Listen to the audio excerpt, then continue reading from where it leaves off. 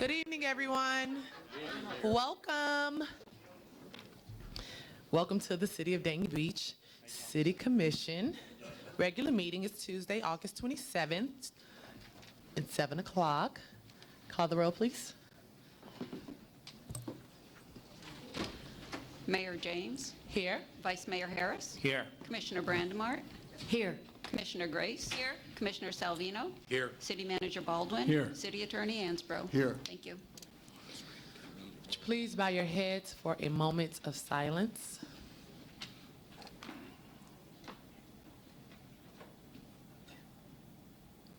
Thank you. Could you please stand for the Pledge of Allegiance?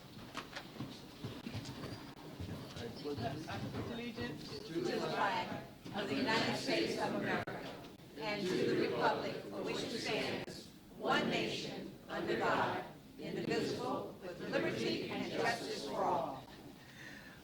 Welcome back from vacation, huh? Okay, presentations and special event approvals. I have an impromptu on here, just to put them here instead of citizens' comments. Seema from our branding, just a quick update on what's going on. Is he here? I thought I saw him. Hey, Seema, like to come on up? Yep, you're first. Sure, you can plug into.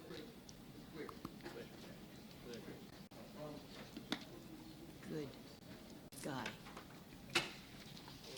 Fine.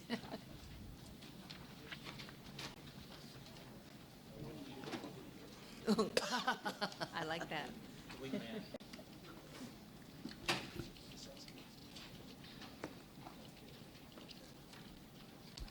Thank you for taking the time out to come and give us an update on our branded initiatives. I know we're all anxious to see something and what's going on, and so we appreciate you.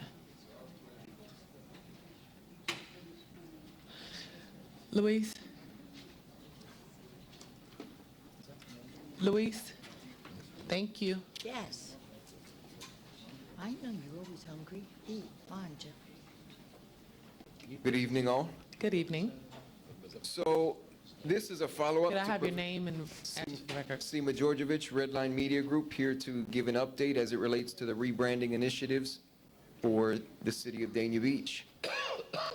We are here to discuss, as we discussed the process early on, back in June, we were going to conduct focus groups. We have since conducted a series of focus groups where we extract important information, look for common DNA threads, and utilize that information to influence the overall design process as we move forward. And we have Scott Pritchard here with Redline Media Group, who is going to go through the analytics of our findings. Then I'm going to just kind of conclude with a brief path forward of what we can expect and what we're requesting as far as scheduling goes, and we'll be complete. Thank you. So Scott, if you could come and just give a short brief of our findings, and then we'll pick up from there. We did 4 focus groups. We had clergy, homeowners, business owners, and the Art Council.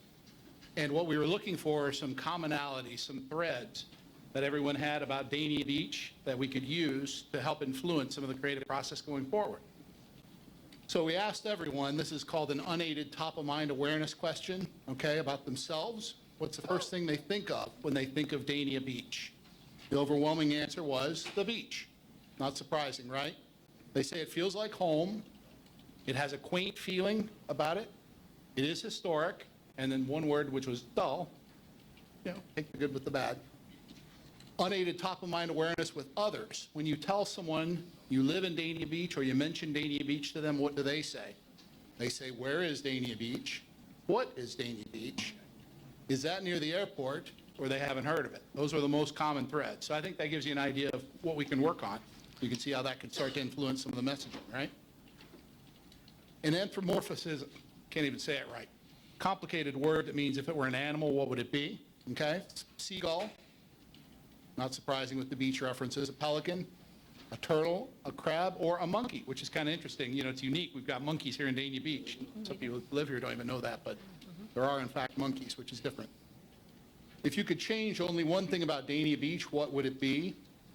We heard a lot about the empty storefronts, downtown, that US 1 corridor, that the city needs a focal point, that we could build a focal point. That would be a very positive thing. If we could improve the first impression when you first get to Dania Beach, that can carry a lot of weight. So we think that's important, or they did. And then development. We can do some better things, have maybe some better hotels, which we know we're on our way towards having, which is a good thing. And what do you hope never changes? Well, they hope the beach is always there. It's a big attraction. They love the community feel of Dania Beach and the character.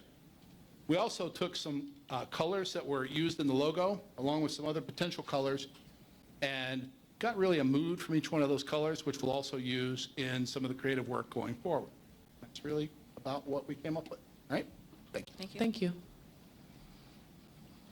So obviously, this is first phase of development, extracting information from individuals that are familiar with Dania Beach. We got some valuable information from business owners as well, which we will apply and influence. The creative team is currently working on the development of brand concepts, which we, in our timeline, is about a 4 to 5 week process.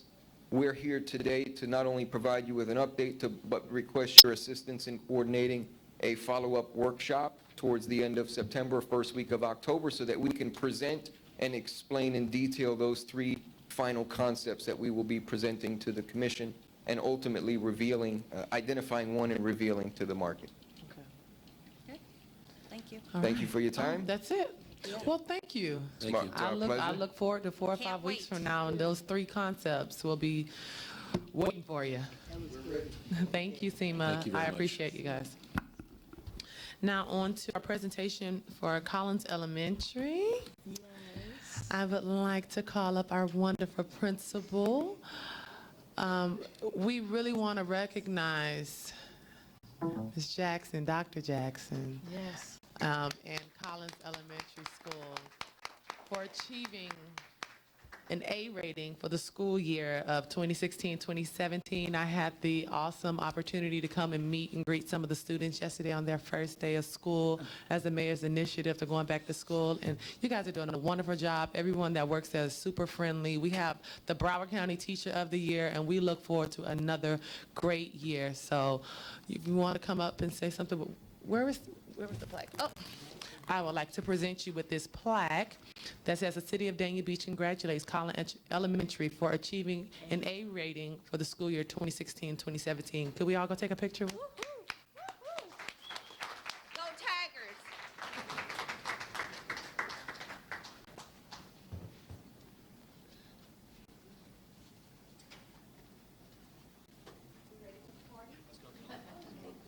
These women push me around out here,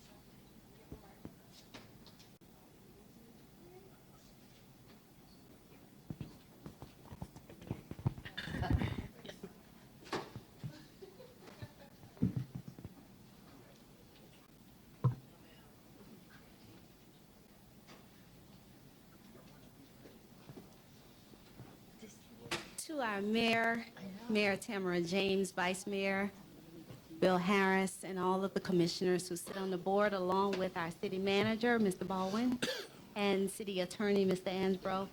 Thank you all so much for thinking of Collins Elementary.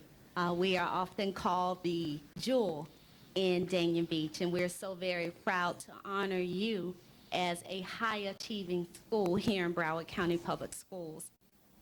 Our staff, our students, our parents, our business partners, and yes, even you, the commission, work very hard to see our students excel. And on behalf of our students and our staff and the staff, I certainly want to thank you for all of your support that you've been giving us throughout the years, and you continue to give us, not just as a commission, but as personal interest people into our school. We're very delighted and very glad to have that. And just so that you know, our school had the highest percent of points on the FSA in our socioeconomic band. And in that economic band, we have 95% free and reduced lunch students. Wow. So we are very proud of the fact that we've done a great job. As Mayor James alluded to earlier, we have our very own Eliana Hurst, who has been celebrated here with the commissioner. She serves with the commission.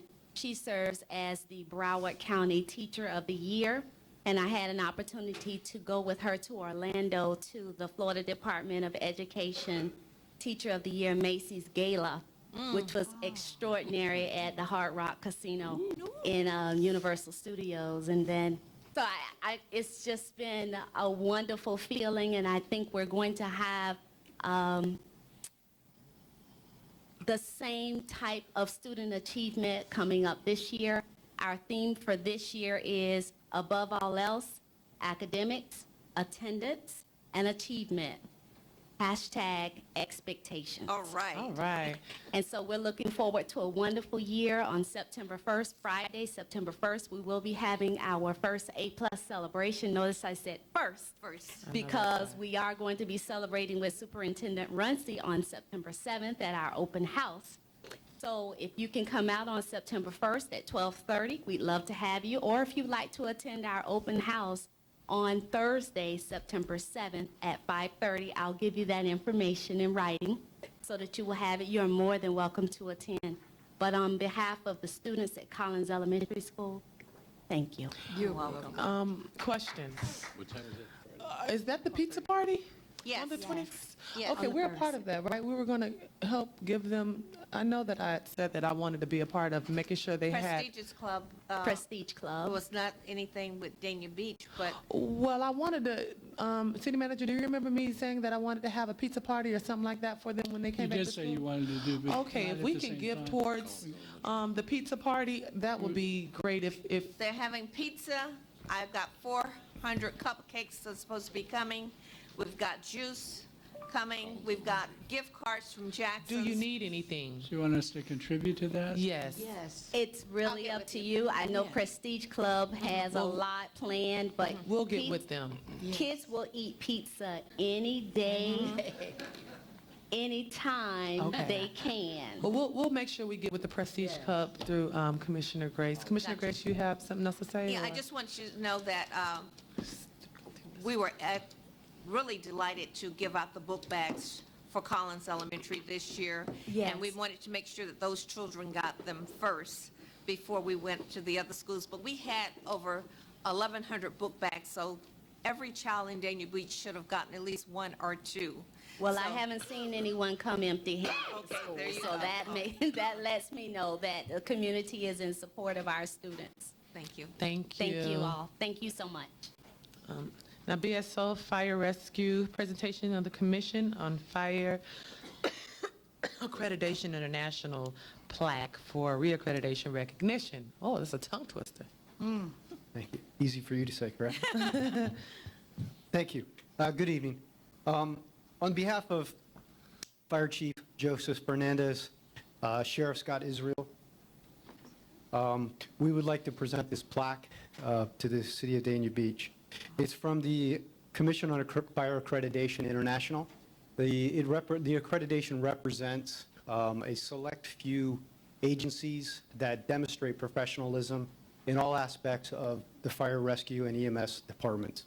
So we would like to present this plaque to you, and we would like to thank the City of Dania Beach for being a partner with the Broward Sheriff's Office. Thank you. All right, everybody, we're gonna do it. No, we're doing exercise today. Come on, y'all. I had mine this morning at 10 o'clock with Silver Sneakers, but it was good. I'm coming. Ladies first, that's what I'm waiting on. Nice going. Congratulations. You better get in the picture.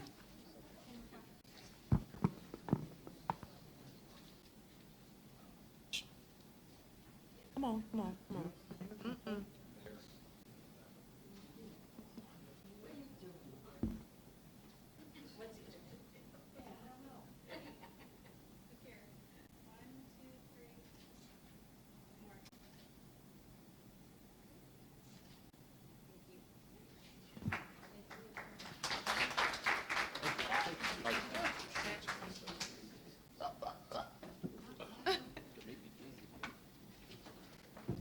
Oh.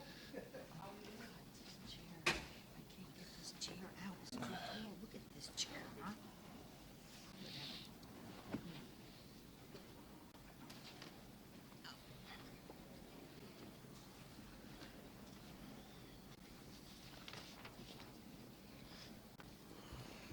That was nice. Okay. We have no proclamations, so now we have citizens' comments. Would you please state your name and address for the record, and you have 3 minutes. Carol Morris. Good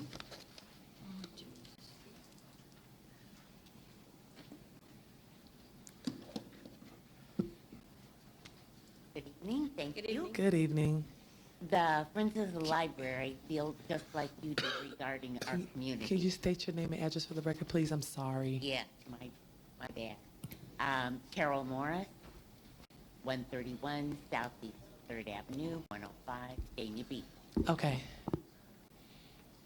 The Friends of the Library feel just like you do regarding our community. We all stand for strong, compassionate, and supportive Dania Beach for all our people. Through your grant last year, the Friends have been able to enhance our additional programs for kids, teens, and senior citizens. We have been asked regularly, will you be having this program again this fall, winter? We always answer, we hope so. We just concluded the summer reading program with a fun picnic-style lunch and a magic show for kids and adults.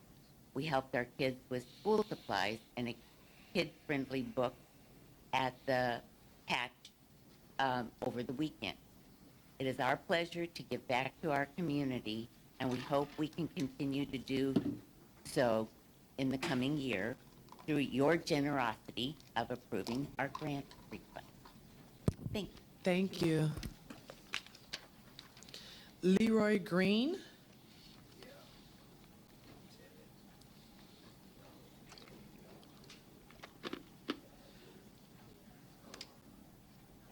Please state your name and address for the record, sir. My name is, address is 326 Southfield 16th Street, Dania Beach. And your name. And Leroy Green. Okay, thank you, sir. I come up here tonight, I ain't been up here in a long time because I had 2 operations. I had a heart operation, I had a colon operation. Okay? Now, about 2 months ago, I called a rescue truck. And my sugar had dropped. And I went blind. So I had to scuffle over there to my neighbor's house for to call the ambulance. So it won't be any ambulance. It must have come from Davie or somewhere, or he got lost. Then I had to call him back again, and with 30 minutes when he got there. Okay? I had this problem twice, tell you straight up. And I want to say to the commission, and the lawyers and all of y'all, and I can't call a name, I just want to be here tonight just to say a few words. And I want to say something about the chief and the police, the sergeant. We talk every day. I had the code man to come to my house, okay? So the code man come there and said, Mr. Green, we got to get this problem solved. Okay, and them people what got that house down there across from me, I bet y'all done killed about 40 rats. And they're like this. The house where you got all them children at down there, and it's very filthy. I'm telling you straight up.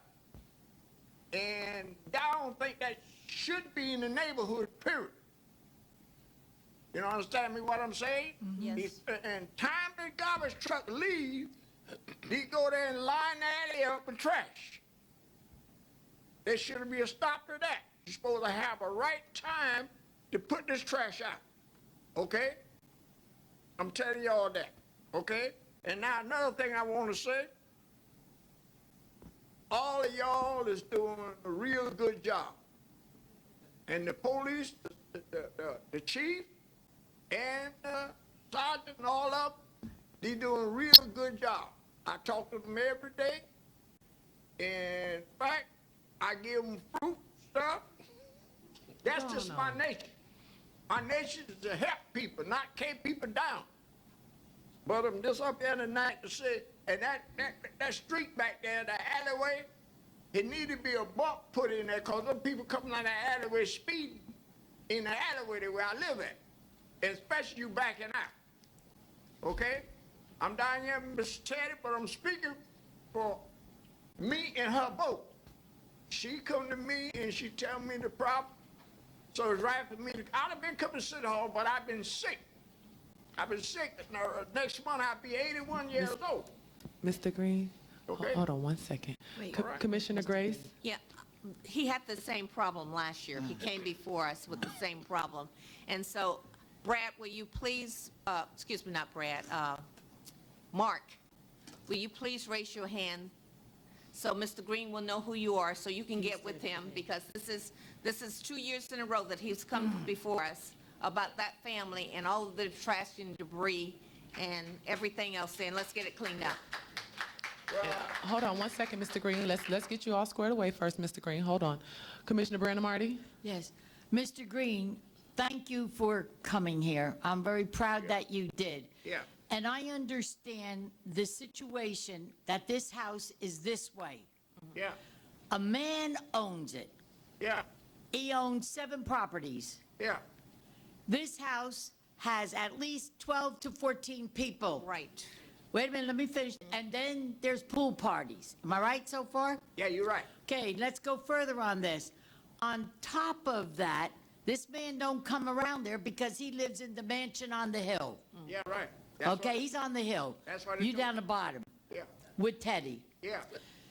You have done so much to that street and that area to make it safe, and this home and this man who is letting the people do this with the house and no kind of, what do you call it, like an agreement with anybody, like you go live there for a year. It isn't that way. On weekends, there's bunches of people there.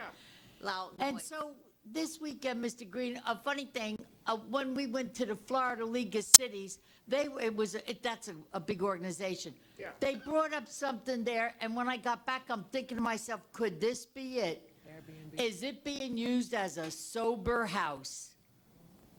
Or I don't know, but I'm telling you, Mark, we got to look into it, because according to the League of Cities, anybody can open up a sober house, even right next door to you. Not next. They bring in 1 person, 2 person, 3 person, and you can't you can't close those sober houses down. They are, a city just got sued fighting it, and the city lost because they are protected by the FDA. That's federal. So I think we should look into see if there's a license for that house to be used as a sober house, but something is desperately wrong there. Yeah. But I'm very proud of you. And my Very proud of you. last issue with what he stated, I don't know if we can go back and look at the records, but 30 minutes for fire rescue to get somewhere is surely a difference between life and death. It won't need a rescue. I don't know. I think that was Davy Rescue or something. I wouldn't care which rescue it is. We're contracted under BSO. Yeah, right. And so we have to hold them accountable because that's a service that they are providing for us. Yeah. So we are going to get you squared away, Mr. Green. We thank you for coming up and voicing your concerns, okay? I'm here to thank all the police and the firefighters, all of them. That's right. In fact, I donate a fund for them. Okay, thank you, All right. Mr. Green. And that's all I have to say. I appreciate you.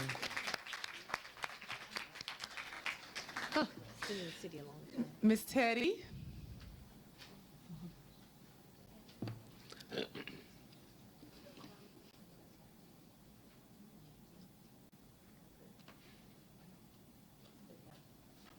Please state your name and address for the record, please. Helped me immensely. My name is Teddy Bohannon, Okay. Southwest 15th Street. Mr. Green has helped us immensely. We have no police in our area.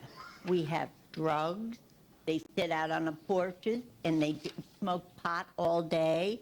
Let them smoke pot, not outside. There's 15, 20, 21, 22 people in that house that Mr. Green lives behind. And he always says, Teddy, we've got to do something about this.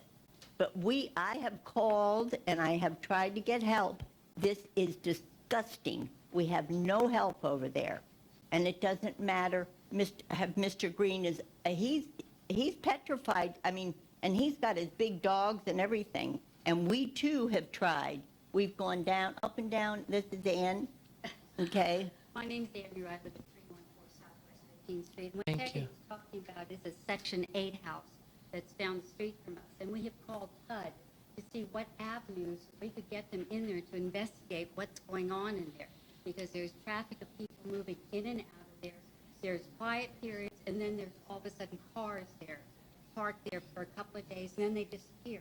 Right now, we're in a quiet period. There's also code violations, trash that they completely ignore. It is really a very difficult situation in our neighborhood. Okay, well, I'm going to tell you personally, I'm going to keep up with this one. Okay. All right, and so we're going to take care of this between the city manager, code, public works. I don't care who have to take care of this. We're going to take care of this because it's ridiculous. Code did come in the other day. We were so frightened what happened the other night. We called the police because they were so wild over there. And the policeman came over, and the one fellow that came to help me that lived in that area, besides Mr. Green, who always comes, this lady spit in his face. Okay, now, the police turned around and handcuffed the very man's hands that had had his face spit into. We have no police over there. We have nobody over there. Remember, Marco, years ago when we started out as the drug community, the drug thing? That's what we've got now. It's absolutely disgusting, and you don't know who's going to get it next. And they've Well, got okay, let me ask you a 20-some question. people. Who handcuffed who? A police officer, a police BSO police officer? Handcuffed the fellow that had called because we called. Go ahead, Commissioner. Yes, you can, because I'm confused. Didn't you say that the man that handcuffed him did not have a BSO uniform on? He had a brown uniform on. Yes. That's not a BSO officer, and as I understood, they're not even allowed to handcuff anybody. Chief? I don't know. we Somebody need better answers. straighten I'm this out. really confused. I don't know what's going on right now. Come on to the mic. Thanks, Teddy. You let Chief speak. Sure. Yes. Yeah, just got. Thank you. Someone was spat on, someone was handcuffed. It was a deputy that handcuffed them. We do have crime suppression team who wears green. Brown uniform? It's like a drab OD type green. She got confused. Our deputies were out there. Nobody wanted to press charges. They just wanted an apology. We can't make people Apologize. want people to go to jail. If a crime was committed against somebody, they have the right to say, I don't want to press charges. We can't do anything about that. We can't, Okay. hey, you might want to press charges. No, we can't do that. We're not allowed. Afraid. Okay. Well, Teddy, please continue to work with the chief outside of this. Okay. I'm telling you, there are 20-some people living in that house. We're gonna investigate it. You got my I word. was there with the fellow that was protecting me when they came up to spit, because we're behind our fences. When they came up to spit after there were one of those big, massive parties out there. Okay. And the chief was only told what they told him. Okay. They were the rudest policemen I've ever, and they handcuffed the very man that was trying to help me, okay? Okay. And told me to go stay in the corner. What we've been through over there is hell again, just like the old days before we had Herman Rice and Bobby on our side and everybody there. We're gonna take care of it. Thank you. Thank you. Is this You your can, turn? you can stay right there, chief. That's it. And also, within 1,000 feet of her home, we've responded to 379 calls for service this year. So the fact that she doesn't see anybody is Not true. How many? 379 calls for service within 1,000 feet of her home specifically. Then we got a problem there, don't we?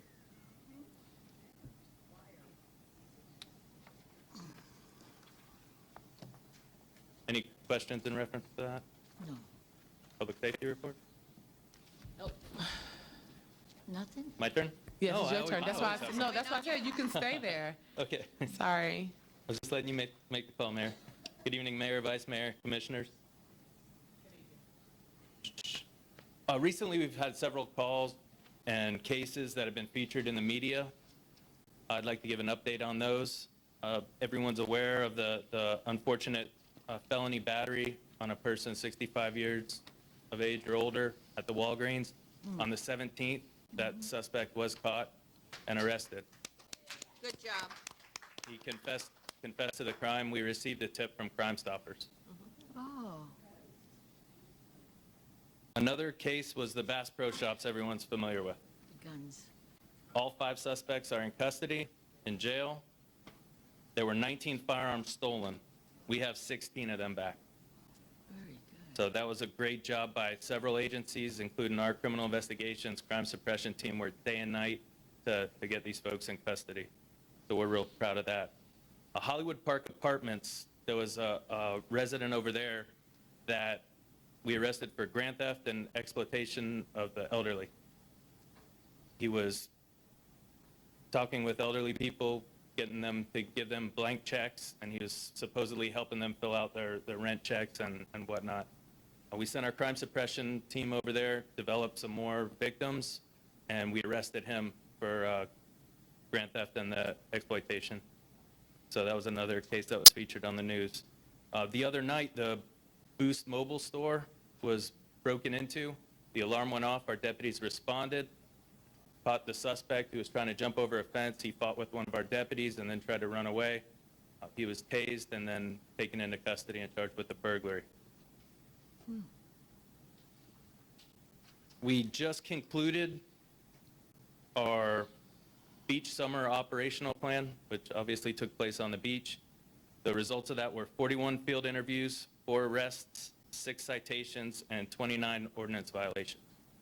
So we've had the message board down there, and we're seeing less and less violations occurring down there. Last but not least, school started Monday, so remember to slow down while driving. We have extra deputies in the school zones and in and around the schools. Anybody have any questions or issues? Commissioner Grace? No questions, but some observations. Before we broke for our summer, at our last commissioner meeting, I stated that we needed to have the patrolmen do more walk-ups, ride-ups with gentlemen and women with their open containers, especially in our parks and recreation area. The Bears have started their program in the evenings, and after coming back from vacation, actually getting out of my car with my luggage, there is this car that's got the trunk up selling liquor out of the back of the trunk while the children are practicing on the field. Now, at the last meeting, I stated something like that, and then 2 days later, I hear that your police officers told the guys that Mayor James and Commissioner Grace said that they don't want you hanging out on the street. I can talk for Bobby H. Grace. I've never had a problem talking for me. I don't back down from what I say. I think your officers should be professional. She didn't say anything. I said it, and I meant it, that we're going to clean up Dania Beach, and we're not going to have them hanging out and drinking with open containers. And if your officers think that they have to do name dropping to do their job, then All they of need to us. do it in another city, because I'm not going to have them in the city of Dania Beach. We're paying them a lot of money to protect us, and that's the way I want it. Name Commissioner all of Grace? us. We feel the That, same way. I know I'd spoken to the chief months ago about the same thing. And guess who told me? My aunt. She said a police officer rode up on her and didn't know that that was my aunt, and said the same thing, like, well, you got to get off the corners because the mayor doesn't want you there. And I've heard that from a lot of people. And you remember me telling you that a while ago? Yes, I Yeah, addressed that. yeah. So That deputy addressed that. that's not just had happened. So the fact that they've said that 2 days after you made that, just means that they've continued over months to say the same thing. If you can't straighten them out, I have my city manager straighten them out or get them out of Dania Beach. She sure will. I can take care of it, Commissioner. Anyone else? Yes? Thank you. Pretty crazy night. Good evening. Good evening, Mayor, Vice Mayor, City Commission, City Good Staff. evening. Sean Brown with Broward Sheriff's Office, Department of Fire Rescue and Emergency Services. I have 2 things to report on tonight. The first of which I'd like to bring to your attention an incident that we responded to during lobster mini season. Most people are familiar with that. Thursday, it was the 27th of July. We had an incident off from our beach here in Dania.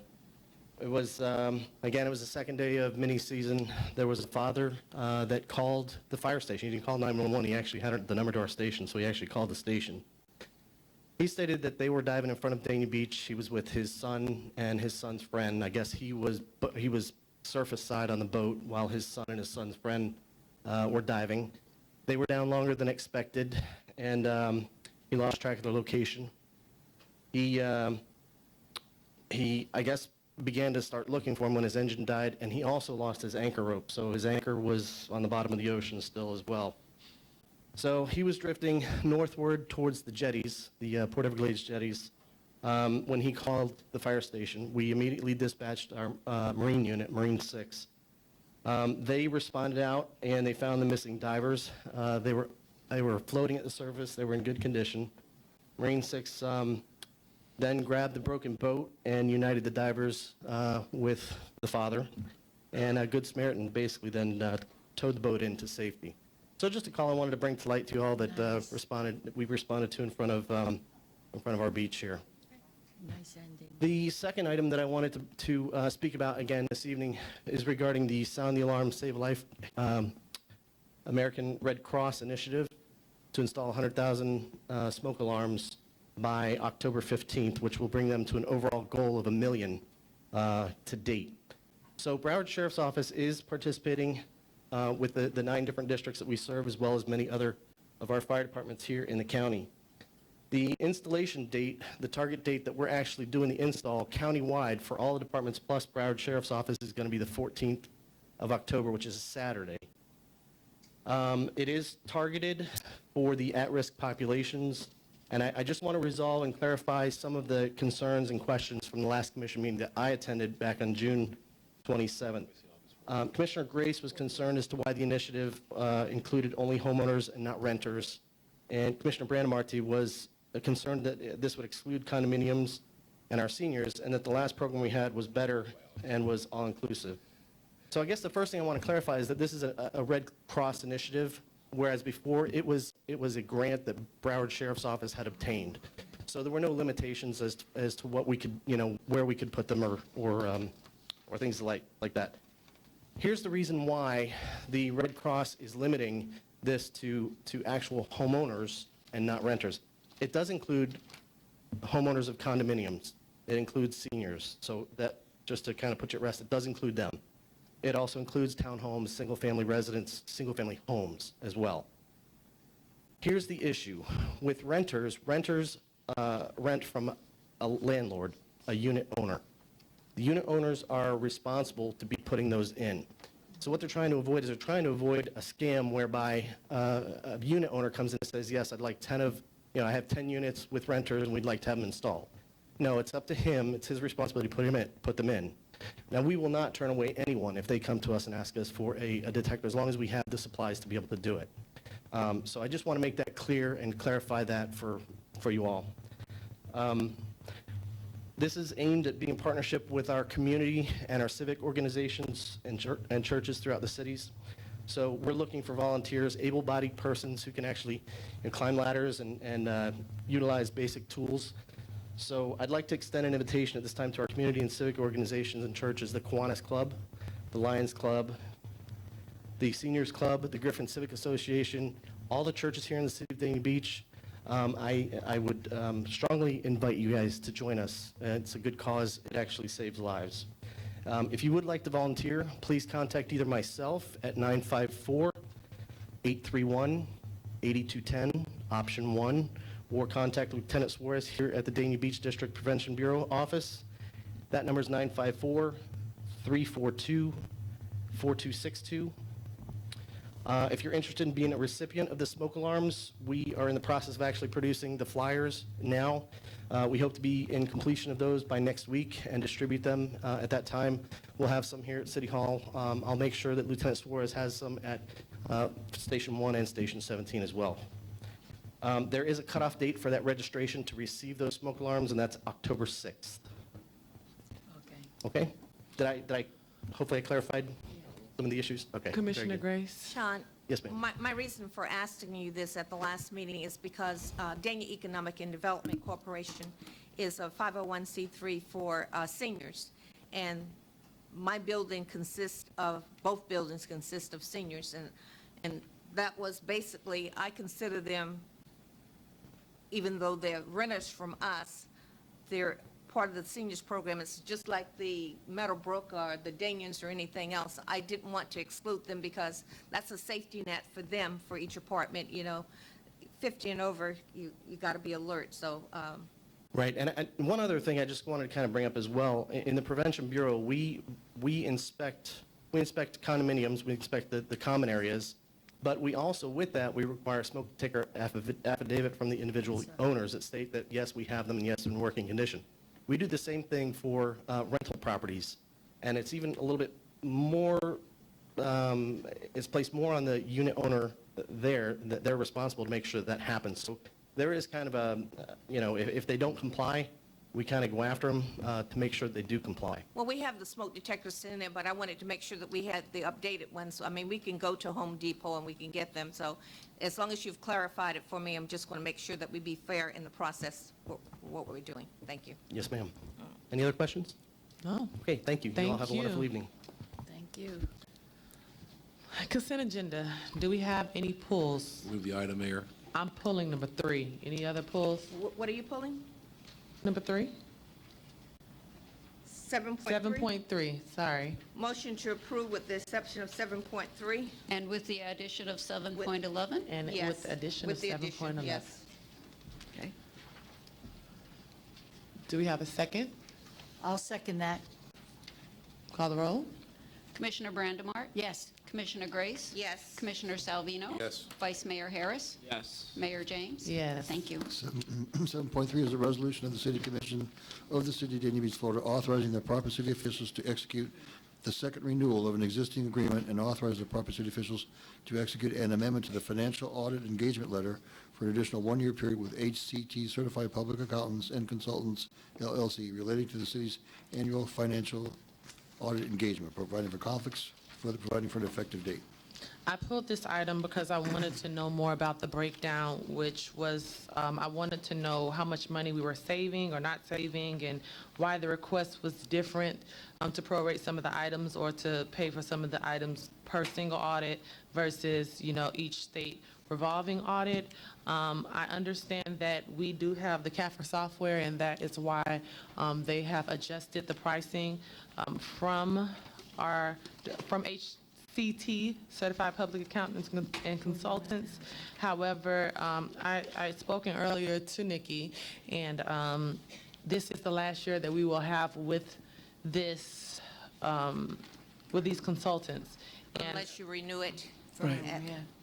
Because I think they've because been we doing were a three fantastic job. years with the option, with 2 single options. We're on that second single option. I think you'd have to rebid it. This is We would the have to last- rebid it. I know, Okay. I understand the process. Okay, so I was asking Nikki, if you can come up. I was asking Nikki why the money's changed in between how much, the 7,000 and the 8,000 that we have left over. What was the significance of that? I know this is the last one, and I did not know if HCT had even agreed to this. And so I guess you can speak more on it.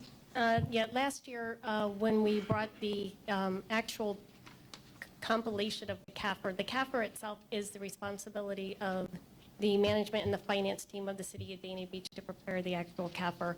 The original agreement did, back in 2013, did include a provision that they would help assist with that process, developing some of the schedules and things like that, but the ultimate responsibility lies with the city. So a year ago, we did purchase an in-house software that would allow us to actually do the compilation more in-depth, and we have the staffing and the capability to do that now. So last year, we negotiated with HCT for a reduced rate since we were taking on the lion's share of doing the entire preparation, and they agreed to do that. So we reduced it last year from the proposal of $48,000 to $41,250 for the basic audit. The special audits, which don't occur necessarily every year, it really depends on the city's financial status, the loans that we receive, and the grants that we receive. We increased those individual audit rates in order to help kind of compensate a little bit for the reduction and the amount of work that goes into that. So this year, we're looking to do the second renewal. I did converse with Mr. Harvey in June when we were at the conference meeting, let him know that we were going to be bringing this forth as a renewal verbally at this agenda. I did confirm with his office today that he was going to be here. I don't see him, but I do see Ivan here, who is from the office. And to my recollection and to my knowledge, I don't think there's any issue with the contract. In speaking with the mayor today, though, she did request or ask whether or not we would want to maybe keep the same differential as last year between the negotiated and what the proposed increase would be for this year. So if we want to do that, it would be an extra $1,000 increase over what we have for the agenda item tonight, which is the $41,250. It would be $42,250. Good job, JJ. Good job. Thank you. I don't know if, is there any discussion or anyone else I'll cares? make a motion that we go to the 42. Do we have a second or any discussion on it? I'll second that. So, And no discussion? Everybody's okay with that? Very good company. Call the roll, please. Commissioner Brandemart? Yes. Commissioner Grace? Yes. Commissioner Salvino? Yes. Vice Mayor Harris? yes. Mayor James? Yes. Thank you. Bids and requests for proposal. 8.1 is a resolution of the City Commission of the City of Dania Beach, Florida, authorizing the proper city officials to award bid number 17004 for the Oasis 12 Neighborhood Improvement Project to Sagaris, Inc. in an amount not to exceed $150,536, providing for conflicts, further providing for an effective date. Motion to approve? Do we have a second? Second? Call the roll, please. Yeah. Oh, yeah. Commissioner Brandemart? Yes. Commissioner Grace? Yes. Commissioner Salvino? Yes. Vice Mayor Harris? Yes. Mayor James? Yes. Thank you. Public hearings? Okay, 9.1 is an ordinance of the City Commission of the City of Dania Beach, Florida, approving the vacation of a utility easement, VC 4517, located on the Griffin Point plat submitted by Griffin Point Partners, LLLP, for property located at 2281 Griffin Road in the City of Dania Beach, Florida, as legally described in Exhibit A, a copy of which is attached, providing for conflicts, further providing for an effective date. It's the second reading of this ordinance. Good evening. Good evening. Corinne LaJoy, Planning and Zoning Manager. This application is for second reading of a easement vacation. You heard this previously in July, I believe. I'm sorry. June 27th, the City Commission approved the first reading of it, and this is for the Griffin Point project, and there's a perimeter easement around the property. I can make the full presentation if you like. I'm available, as well as the applicant, if you have any questions. Vice Mayor? I think when we heard that in June, I think that was sufficient enough that they're creating more green space, so I'd like to move the item. Public hearing? I'll second The that, Mayor. Wait a Oh. minute. Sorry. I know. You sound don't even know just like me nobody else. tonight. What's the matter with you? You jumping? No. Me? This is a public hearing. Anyone to speak for or against this? Seeing as there's none, Move the item. Second. call the roll, please. Commissioner Brandemart? Yes. Commissioner Grace? Yes. Commissioner Salvino? Yes. Vice Mayor Harris? Yes. Mayor James? Yes. Thank you. 9.2, an ordinance of the City Commission of the City of Dania Beach, Florida, amending the City Code of Ordinances of the City of Dania Beach, Florida by deleting Chapter 19, marijuana businesses in its entirety, providing for severability, providing for conflicts, further providing for an effective date. Second reading of that ordinance. Yeah. This is a public hearing. Anyone to speak for or against this? Move the item. Second. Call the roll, please. Commissioner Brandemart? Yes. Commissioner Grace? Yes. Commissioner Salvino? Yes. Vice Mayor Harris? Yes. Mayor James? Yes. Thank you. 9.3 is an ordinance of the City Commission of the City of Dania Beach, Florida pertaining to the Police and Firefighters Retirement System, amending Article 4 entitled Policemen and Firemen of Chapter 18 entitled Pensions and Retirement of the City Code of Ordinances to implement the mutual consent agreement between the city and active firefighter members concerning the use of premium tax revenues received pursuant to Chapter 175 Florida statutes, amending Section 18-42 entitled Benefit Amounts and Eligibility, creating a share plan for firefighters, amending Section 18-44 entitled Contributions to amend provisions regarding the use of premium tax revenues received pursuant to Chapter 175 Florida statutes, providing for conflicts, providing for severability, further providing for an effective date. Second reading of that ordinance. This is a public hearing. Anyone to speak for or against this? Move the item. Second. Call the roll, please.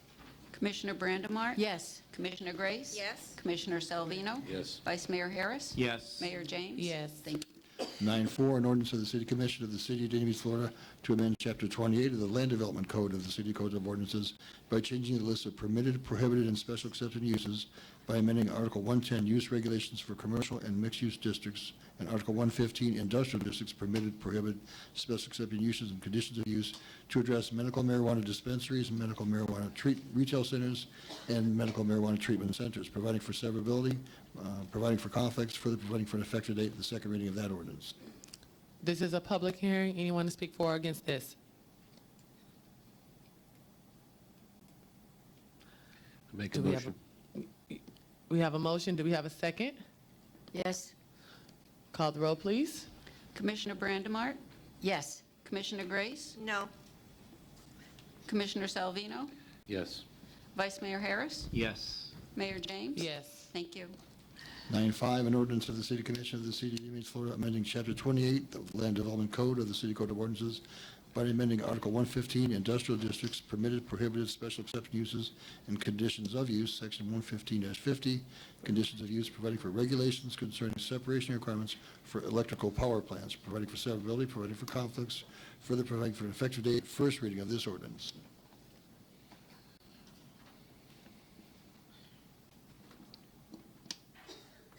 Good evening.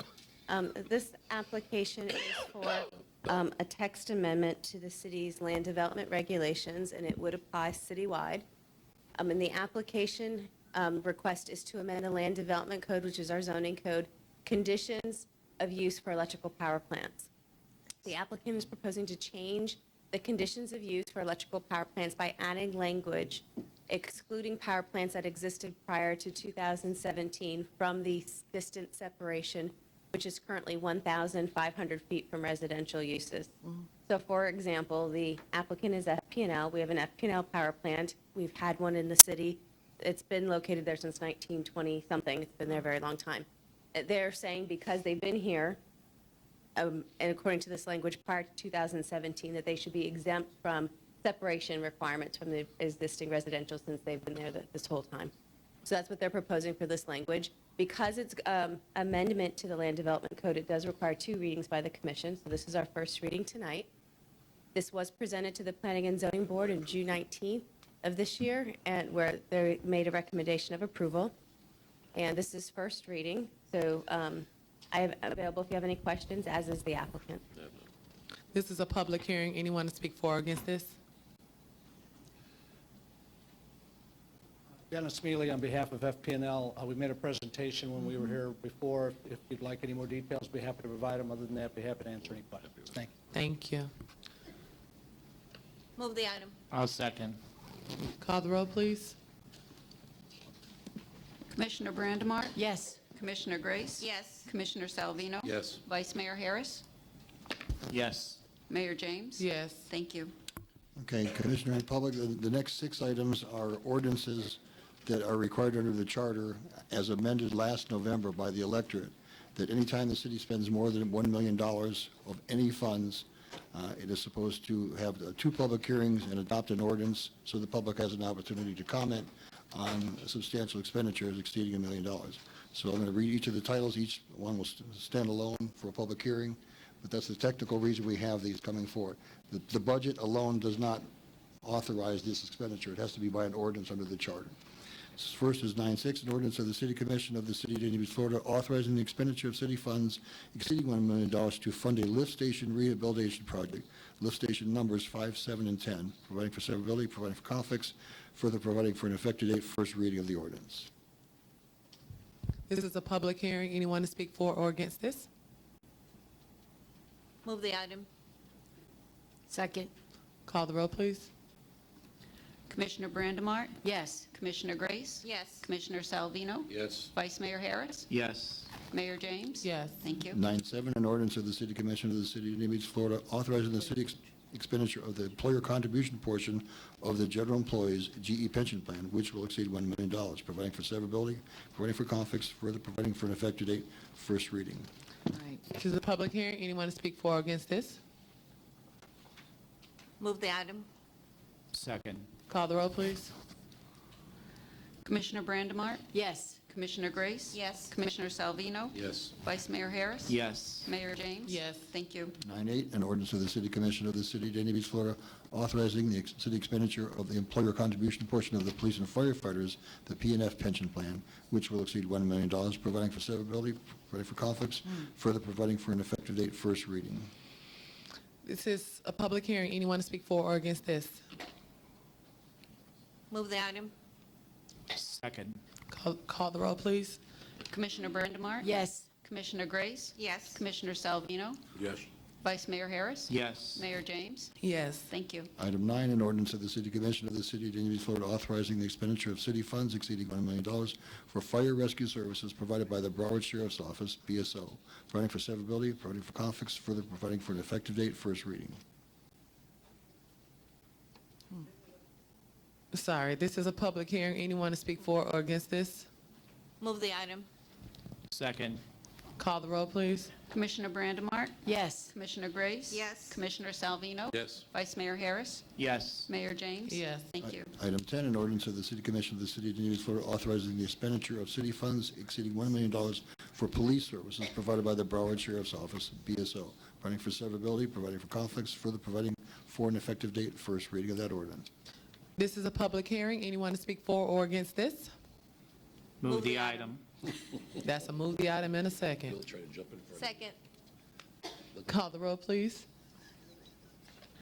Commissioner Brandemart? Yes. Commissioner Grace? Yes. Commissioner Salvino? Yes. Vice Mayor Harris? Yes. Mayor James? Yes. Thank you. 11, an ordinance of the City Commission of the City of Dania Beach, Florida, authorizing the expenditure of $1 million for the solid waste removal services agreement, which services are provided by Waste Management, Inc. of Florida, WMI, providing for severability, providing for conflicts, further providing for an effective date, first reading of that ordinance. This is a public hearing. Anyone to speak for or against this? Vice Mayor, come on. Move the item. Second. Call the roll, please. Commissioner Brandemart? Yes. Commissioner Grace? Yes. Commissioner Salvino? Yes. Vice Mayor Harris? Yes. Mayor James? Yes. Thank you. And the last one in this series is an ordinance of the City Commission of the City of Dania Beach, Florida, authorizing the expenditure of city funds exceeding $1 million for the large user sewer agreement, which services are provided by the City of Hollywood, providing for severability, providing for conflicts, further providing for an effective date, first reading of that ordinance. This is a public hearing. Anyone to speak for or against this? Move the item. Second, we just spent a whole lot of money, guys. Yes. But we have it. Call the roll, please. Commissioner Brandemart? Yes. Commissioner Grace? Yes. Commissioner Salvino? Yes. Vice Mayor Harris? Yes. Mayor James? Yes. Thank you. And the last public hearing has to do with the Holocaust Documentation and Education Center. Anyone who is going to address the commission on this is what's called a quasi-judicial hearing, needs to stand and be sworn in. If anybody's going to speak, anybody at all, including staff, you swear or affirm the testimony you give will be the truth, the whole truth, and nothing but the truth. Thanks very much. If the commission's been contacted either for or against this application, if you'd please so disclose that. The resolution is a resolution of the City Commission of the City of Dania Beach, Florida, approving variances VA 8817, VA 9017, and VA 9117 submitted by the property owner, Holocaust Documentation and Education Center, Inc., for the property located at 303 North Federal Highway in the City of Dania Beach, Florida, as legally described in Exhibit A, a copy which is attached to this resolution, providing for conflicts, further providing for an effective date. Good evening. Corinne LaJoy, Planning and Zoning Manager. This application is for variances for the Holocaust Document and Education Center located at 303 North Federal Highway. The property is zoned city center. It is located in the Regional Activity Center. It's a little bit over an acre, which is why they're before you today, part of the City Commission.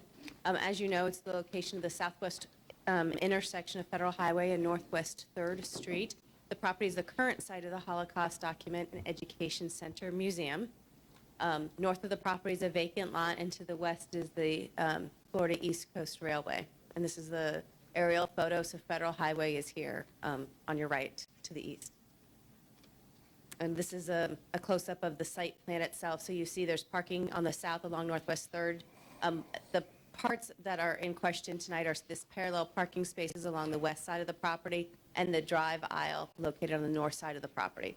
So I'll explain the two variances. The first is regarding the drive aisle width. The applicant is requesting to provide a drive aisle that's 22 feet wide.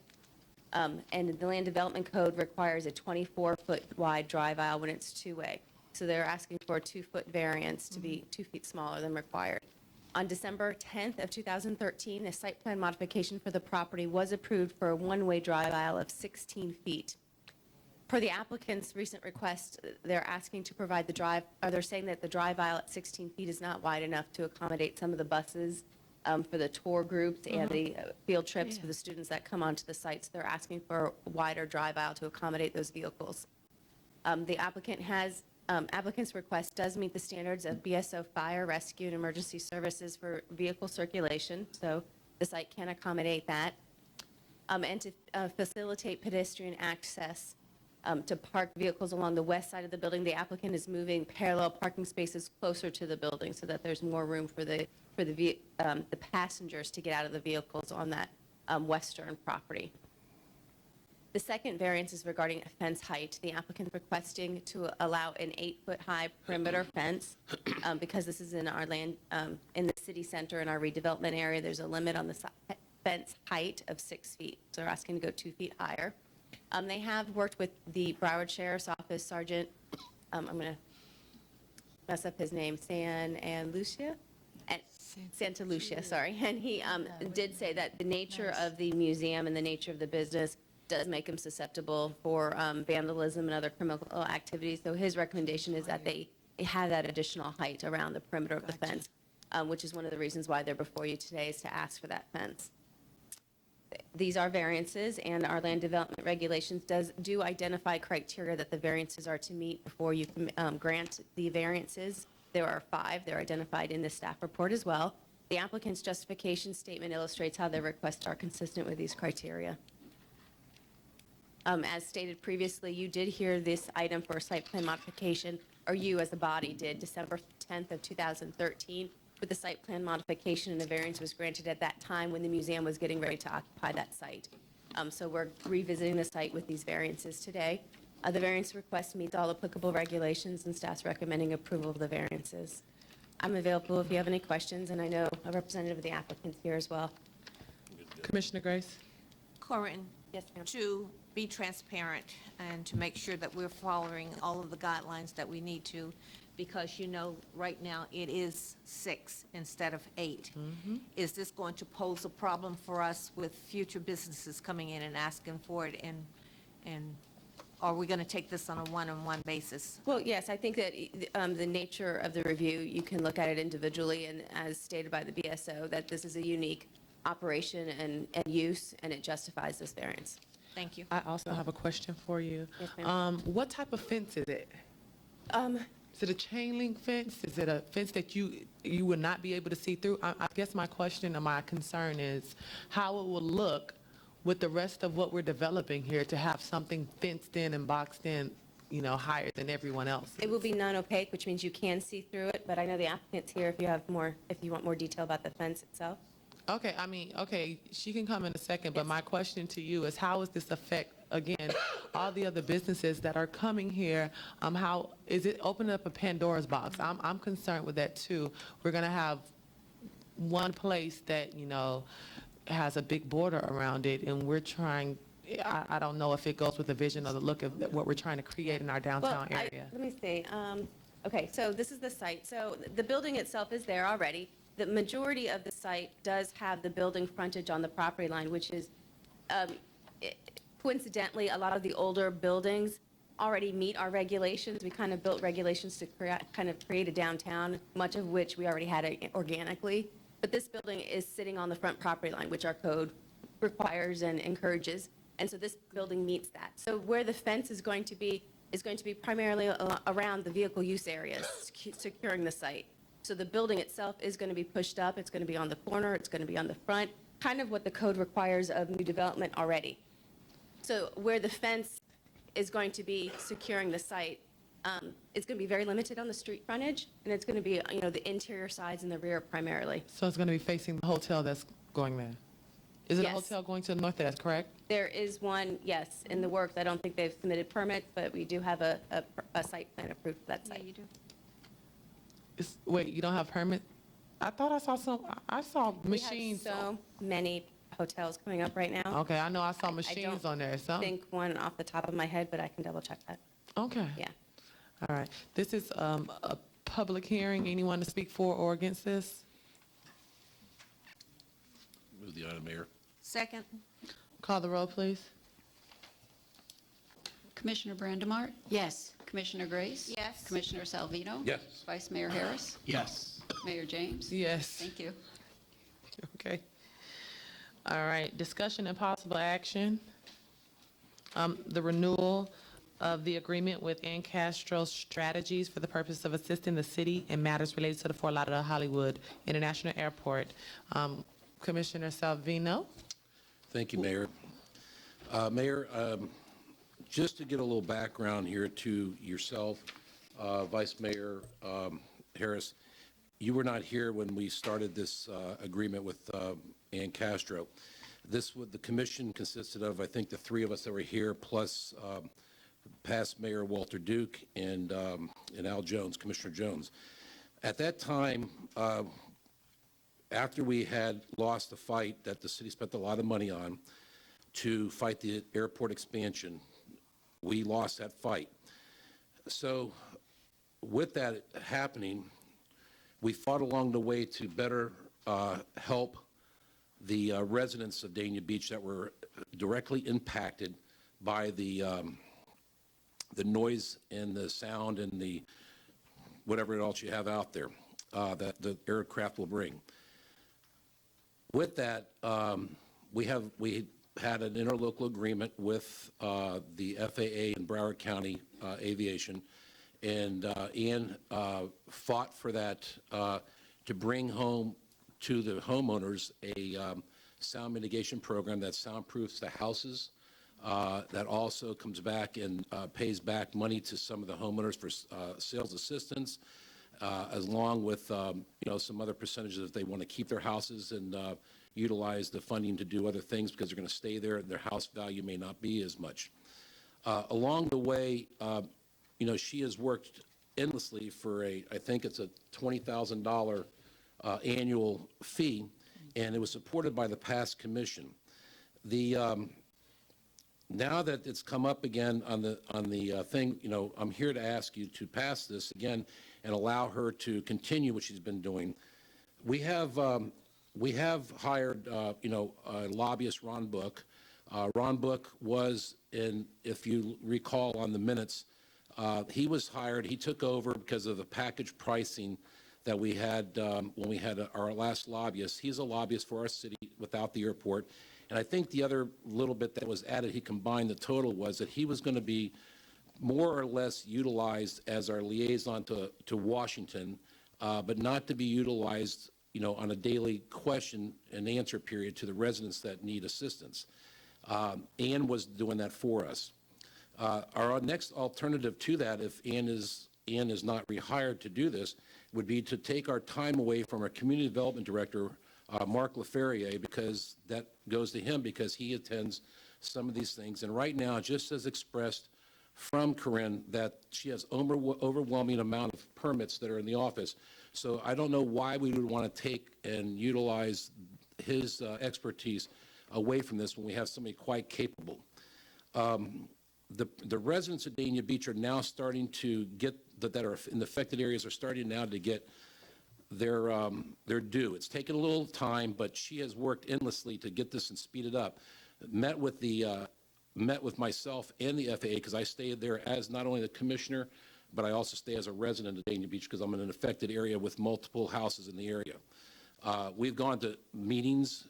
We work with the people that we've actually called them in from Washington. They met at the Broward County Aviation. We sat down and spent time. And, you know, there was situations where the homeowners were not going to get air conditioning replaced with that. We fought for that. We had the air conditioning. They finally gave in due to her pushing that issue with the FAA. There's just a lot of time situations that she's pushed for, that she goes out and chases down at Broward County and the FAA, and those people all know her and know what she's capable of, and she stays up on top of it, as well as you know, just helping the residents of Meluca Gardens, that when they had the staging area there at Trails Inn Trailer Park that was abusing our residential neighborhood with trucks that were where they actually had pipes falling off in the streets and blocking the street and tearing the branches off of our trees and stuff like that. She was instrumental in having them put a roundabout where they can stage and put a four-way light out at Griffin Road so that we don't have that traffic anymore coming down into the Meluca area, which has been a big help to us. I can go on and on about this. What I'm asking for now is the commission, and as Commissioner Grace just said a second ago, we have the money. And we have plenty of it in our budget.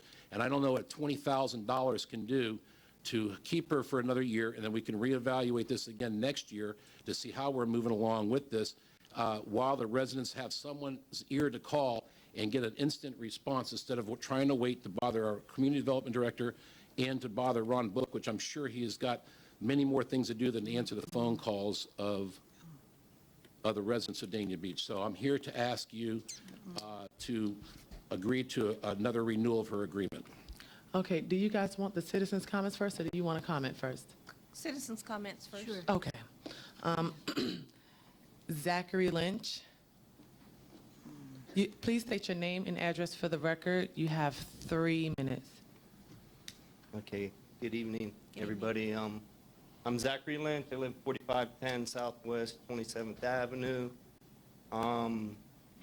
Where the airport is, where I live, the planes go directly over my house.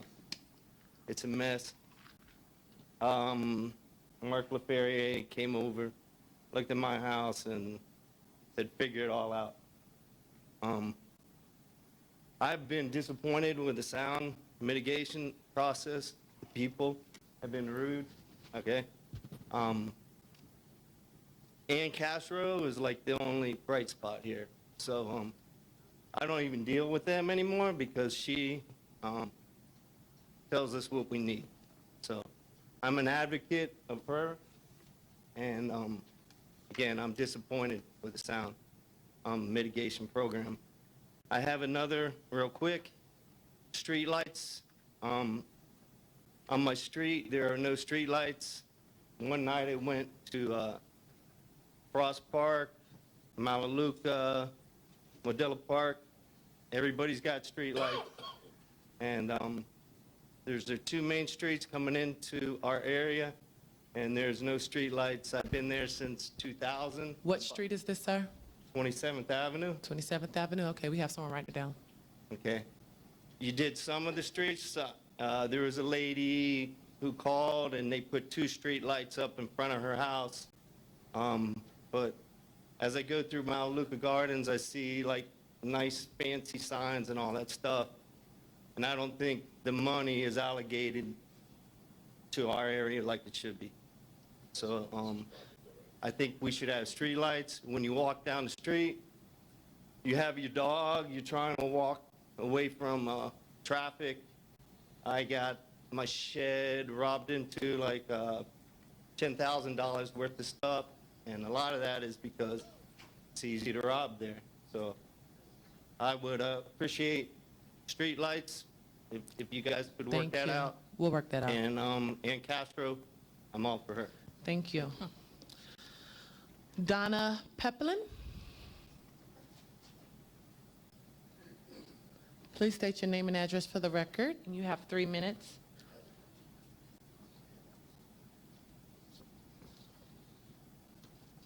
What is this? Donna Pepelin, 3397 Southwest 44th Court in Fort Lauderdale or Dania Beach.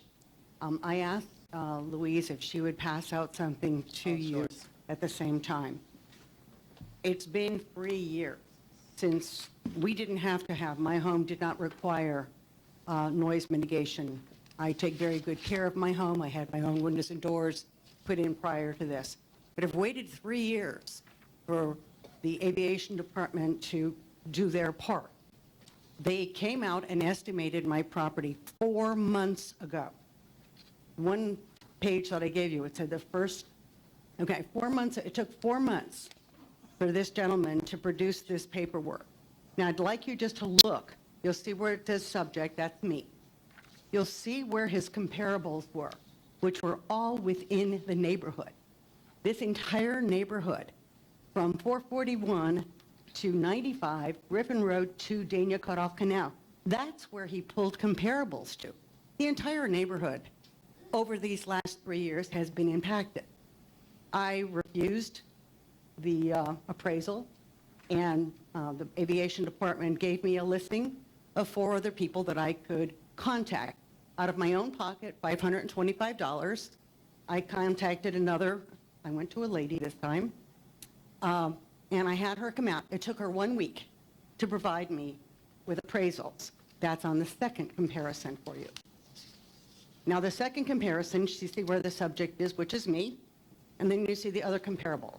I have all the paperwork that indicates like home, same age, brackets that they have to do for appraisal. I've educated myself by reading these appraisals very thoroughly. My concern is there was an $87,000 difference between the first appraisal and the second appraisal. I live on 145 feet of ocean access property. I have a beautiful home, very well maintained. As of right now, I have resent this paperwork to BCAD and the mitigation department, and I was told today that they would have to provide the special review person. He'll have to come to my home, which I welcome. He's more than welcome to come to my home and see what we have in our home to establish. There's a huge difference between 2 appraisers, but the appraisers were pulled from different areas, which according to all of the Part 150 study and all of the indications were years ago when we did the interlocal agreement, that our homes were to be valued as if they were not impacted by the airport. You cannot take a comparison on homes that are being impacted by the airport. They're just down the street. They took one on the end of my street. Now, I don't know about you, but I don't think the air noise stops at a certain point just because there's a little point. Ann Castro has absolutely been the best advocate we have had in Dania Beach. I have worked very closely with Ann for a long time. We have gone over multiple things. She is a strategist. She's the most knowledgeable person when it comes to this problem. For you to actually say you're only going to hire her for the next year kind of appalls me, to be honest with you, or put her contract in for 1 more year. We've got at least 3 more years before this entire process is finished. There's 1,166 homes that were affected to be either, and there is no such thing, by the way, as soundproofing. There is sound installation. I got There's you. 1,166 homes. There's only 600 of them have been done so far. Even of the homes that have been done so far, it's going to take them a year before the appraisers come out. It's going to take another year before you actually get a commitment from the aviation department. We need Ann Castro. I personally, like Mr. Green that was up here, he cares about his community. I care about my community, and Ann cares about my community. I would like you to hire her for the 3 years, not just 1. Thank you. Kathy David. Please state your name and address for the record, and you have 3 minutes.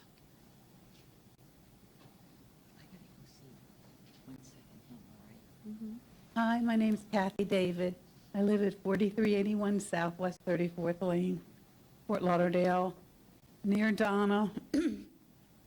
Ann has been a huge help. I know you all don't know half of anything that's going on out there because you're not really that involved with it, but a while ago, the FAA tried to change how things were valued, and Ann stepped in and straightened it all out. She has straightened everything out. She's the only liaison we have. We have nobody else. the work that's being done from the contractors is shoddy at best. And that's not, but Ann, we have nobody else. She's the only person, so I'm asking you, please give her one more year, because we gotta wait, we have a ways to go. And if you take her away, we have nobody. And that's all. Thank you. Thank you. Randy Wright? Uh-oh, don't fall. Please state your name and address for the record, and you have 3 minutes. Randy Wright, 4391 Southwest 34th Lane, out there. I was going to just give you a quick rundown. I was going to do it earlier, and I ran into some computer problems, and my technician was online, so I'm running late. Okay. What Donna said is correct. There's only about 59% of us that have been mitigated. That leaves about 41% that have not. About 488 of, about 488 have not been mitigated as of yet. And at the rate they're going, that'll be a minimum of 2 years, possibly 3 years. And any questions or any problems that we've had, Ann Castro has been able to resolve them for us. I had a particular one. My wife has arthritis, cannot open and close doors. And I simply asked a quick, easy statement, I thought it was easy. Hey, would you give me an option? I got sliding glass doors. Will you give me the option for French doors? No, we can't do that. No, we can't do, we ain't going to do that. And as a gentleman said earlier, very rude, very crude, very bad response. Ann Castro, with her expertise, her knowledge of the people to contact and stuff, I was given that option. Okay? What can we say? We probably all got differences of opinion of different people and how they work and stuff. Ann and I are no different. We admit that together. However, when it comes to this, she knows what she's doing. She has the contacts to do it. I believe that we should extend her time with us and ask her to help us again and continue to do so until this mitigation and the car program and what have you is completed. Thank you. Thank you. Sharon Dunham? Please state your name and address for the record, and you have 3 minutes. Sharon Dunham, 817 Northwest 8th Avenue in Malibu Gardens. This is not what I'd like to do, but it's important to me too that the Ann Castro be kept, because I've gone back and forth to the offices on Dania Beach Boulevard, and all they say is we call them back and forth, we don't have any results for you, etc. But Ann is a great person, and she cares for everybody.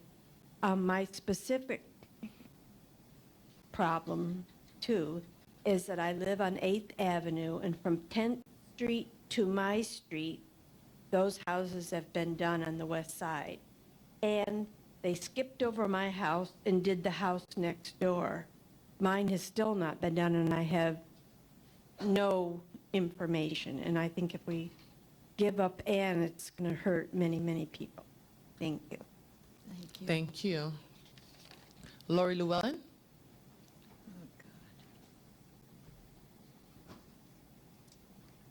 Please state your name and address for the record.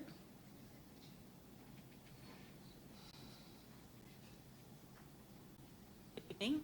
Good Lori evening. Llewellyn, 4541 Southwest 27th Terrace in Dania Beach.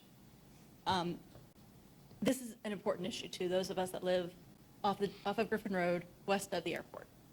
It's something that we've been dealing with for years. And realistically, this isn't about Ann. It has nothing to do with Ann Castro. This has to do with the citizens of Dania Beach. It has to do with the citizens of Dania Beach that live in that part of the city. We've been affected by this for several years, many years. We're going to continue to be affected by it. We got a little bit of benefit, if you want to call it that, by getting these mitigations. There are hundreds of homes that are still not sound mitigated. That's still ongoing. This has been going on literally for years now. We were supposed to be done in 2014. They didn't get to us until 2016. And it took 16 days instead of the 9 or 10 days that it was supposed to take.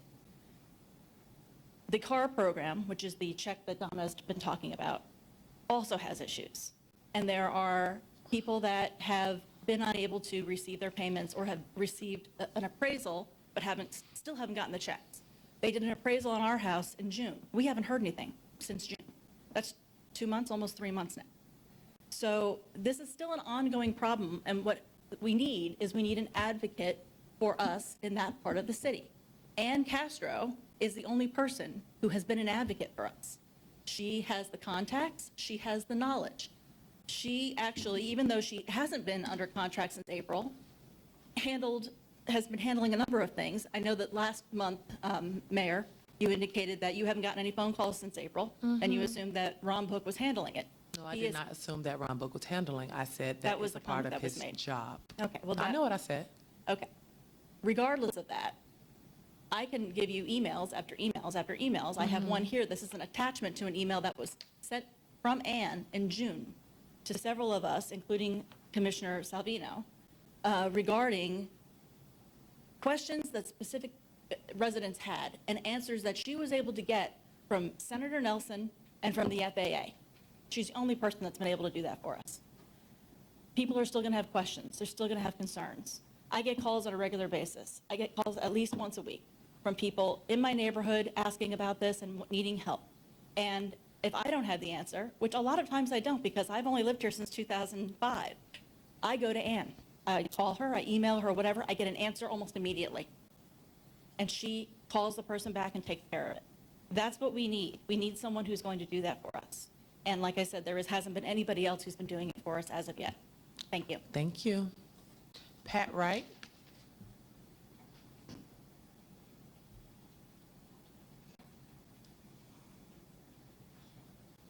Please state your name and address for the record, and you have 3 minutes.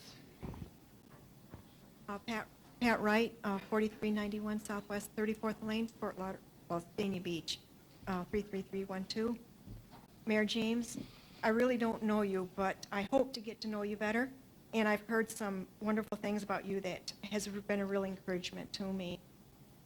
Vice Mayor Harris, I know that you go out of your way to learn things to do your job right. I also know, though, through talking with you there, you're just a plain nice guy. Commissioner Grace, you have personally went out of your way to get answers to some of my questions, and I just want to thank you for that. I appreciate it. Commissioner Brandemarty, you try your best to help the seniors, of which I am one. Thank you. Commissioner Salvino, we have talked on several occasions, and you know where I stand on what I'm going to talk about. All in all, y'all care about Dania Beach and the people and the business here. Tonight, I am asking all of you to please rehire Ann Castro to help with the problems facing those of us still involved with the airport mitigation and with the Part 150 study to quiet our skies. Randy and I have not yet been mitigated, but we have run into some problems before this. Mitigation is still going on, and there are many issues that we face. Whenever I hear of someone having issues, like windows or doors not working properly, or many other too numerous to mention, I tell them where to go, and it's Ann. Ann still helps people, even though she's not being paid for it right now. Ann and I do not always agree on how things should be done, but no matter what she might think of you or me, she helps. People I know praise her for her help in resolving problems. If it wasn't for Ann fighting to make things right or work out solutions, many in the mitigation would have been taken advantage of with inferior work or other problems. Please, if you really care about the people most affected by the impact of the airport, vote yes to rehire Ann and what she still does because she cares and we need her. Paying her puts teeth to what she does in mitigation in the Part 150 study to try to lower noise levels for our enjoyment of our outside spaces to make it quieter. Also, we had the mitigation people come into our home, and it was the first time they come in. And one man very loudly said, "What more do you want? You're getting windows and doors." Very rude. That's all they think, that we're getting something for nothing. We've given up a lot. We've given up our airspace, our quiet outside space, and noise in our homes, pollution, and a lot of other things. We need Ann, please. Thank you. Gary Lutke? Thank you. I was gonna. Gary, you're not here? No. Okay. Okay. Ray Sandler?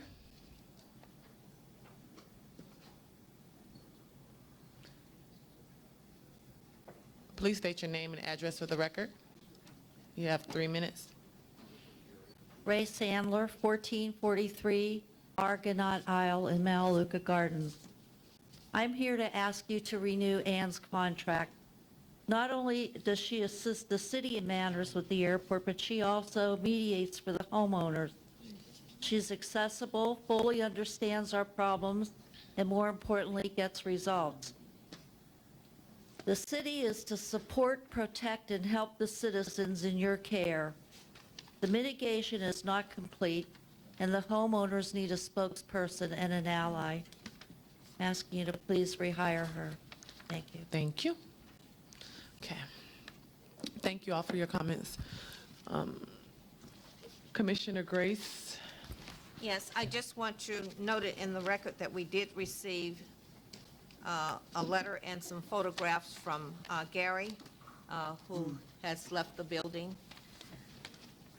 I took into consideration everything that everybody has said, especially my colleague that is sitting here with me. I certainly can tell you that I've been good guy, bad guy, bad guy, good guy, bad guy, bad guy, good guy, good guy, since 1995 airport. I fought for the airport in 1995. We had an interlocal agreement. It panned out.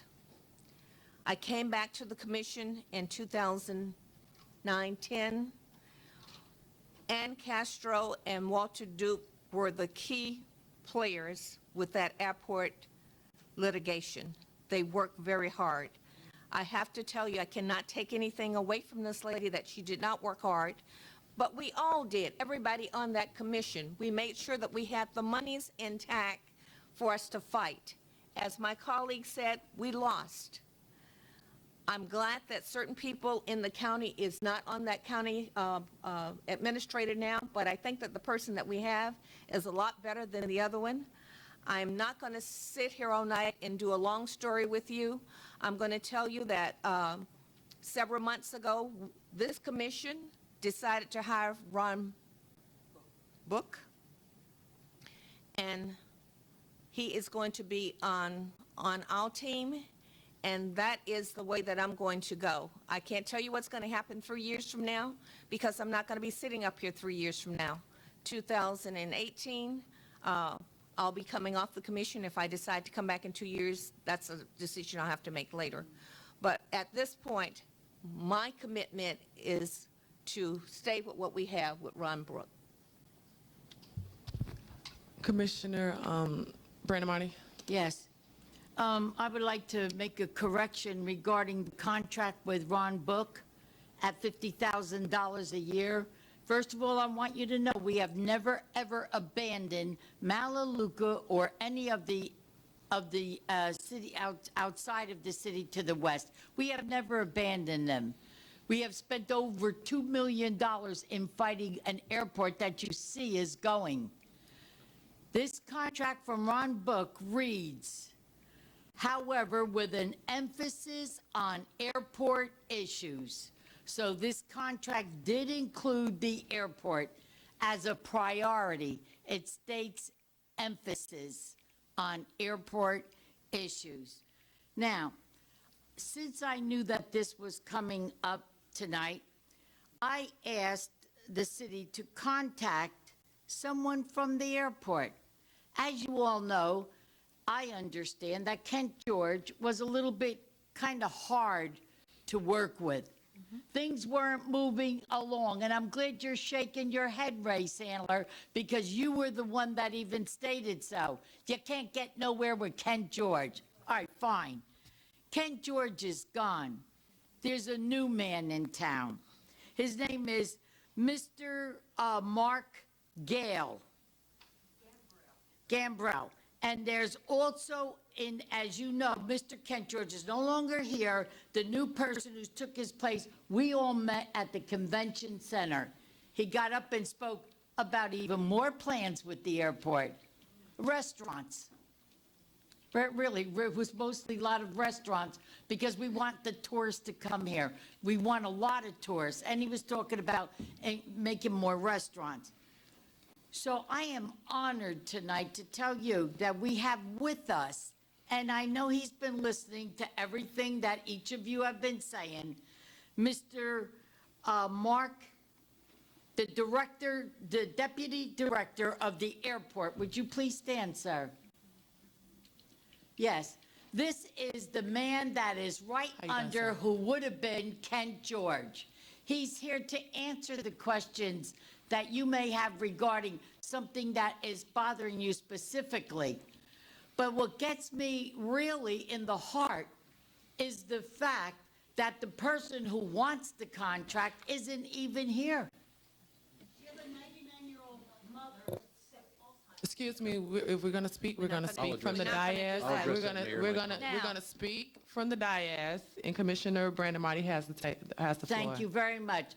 And not only that, but as I understand that after the program was all finished, she moved on to Fort Lauderdale. I understand that, and I sympathize why she moved to Fort Lauderdale. I certainly do. However, I feel that paying the $50,000 to Ron Book with the emphasis on the airport is now, you just said it. You're seeing this going on for more than another 3 years. Okay. And I really need this gentleman to address concerns that I heard regarding of abusive talking to you. That would bother me, sir. It really would. No one's going to come to my house. Or when I presented a problem to you that you didn't have maybe a little bit of an alternative. I'd like to know if the mitigation program is going to move along more swiftly. I have not had one phone call from anyone, nor has this city, with complaints regarding Malaluca Gardens or anywhere else. Not one. And even though this was a hot topic tonight, let me tell you how many emails we got. One. Where is she? And I want to thank you for being nice enough to send me that email. I printed it off and I'm going to keep it. One lady. So I would like the gentleman from the airport to come up here and to address your main concerns, because I am going to stick with Ron Book. Okay, I want to speak, ma'am, no, not in here. No, we're going to do this in order and decent. You guys had your chance to come up here and speak. Now we're going to speak. We're not going to shout. We're not going to act like we don't have any sense in here. It's not what we're going to do. Now, I personally take offense to the comments that were made tonight, and understand, if from my recollection, Ann was not the only one who fought for you guys. It was a unanimous decision on this dais that I did not sit at. Let's be very clear. And I hear a whole lot of Ann did this, Ann did that. Ann seems like, from what I've heard and from what I know about Ann, she's she's a very smart lady. She knows exactly what she's talking about. I have no issues with Ann. She knows her business. She served up here, and I respect Ann. But at the end of the day, I'm not sitting here to do favors or because that's my friend or anything like that. From my understanding, I hear that we lost in litigation, but did we not settle for $100 million? Did we? an exact number, what you settled for, what the best, very best programs we could possibly get. Okay, I'm not going to take $100 million as a loss in my book. I've written down a bunch of things, like Mark, could you handle calls from the airport? Are you so overwhelmed that you can't handle any calls from the airport? Okay, we have staff that can handle calls. We have people that are here in City Hall. Although Ann seems like a great person, maybe, I don't know if you guys have a homeowners association, but she sounds like someone that is the homeowners association president or somebody that is a volunteer. We do not pay volunteers. I feel like, and from what I've been sitting up here and from what I have heard, she has done a great job with the program, but the program is going well now. We did retain, okay, haha, I can laugh too, thanks. We did retain Mr. Book for $50,000. Now, if he's overwhelmed and he cannot, and he needs assistance, he needs to retain Miss Ann Castro.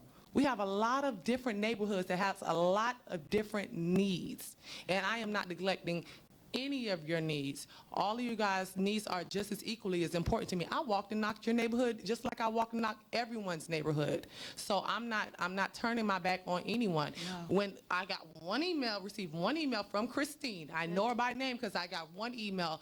How fast did I respond to you? In the same day, probably in the same hour, and I'm getting her the information that she requested. And I understand that 59% or whatever percentage that you all have, all of you guys aren't satisfied. You do realize that we signed a contract that what leverage do you think we have? We cannot sue the airport.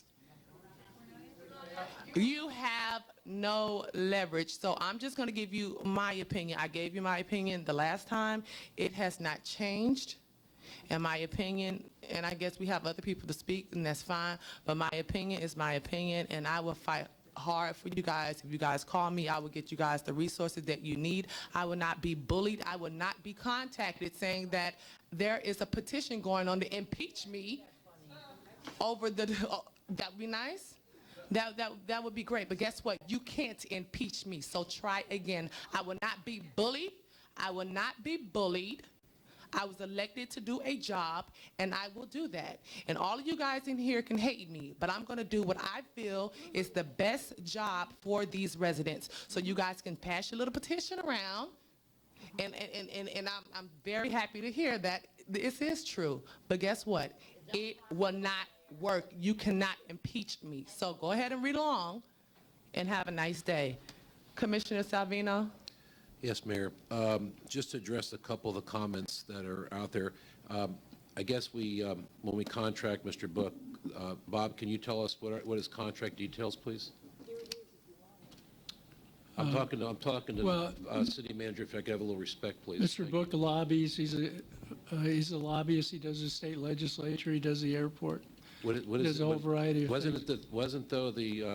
Didn't we give him a certain amount of money to do the city lobbying, and then there was an add-on for him to do the... the city attorneys handled that contract. Was there an addition to that?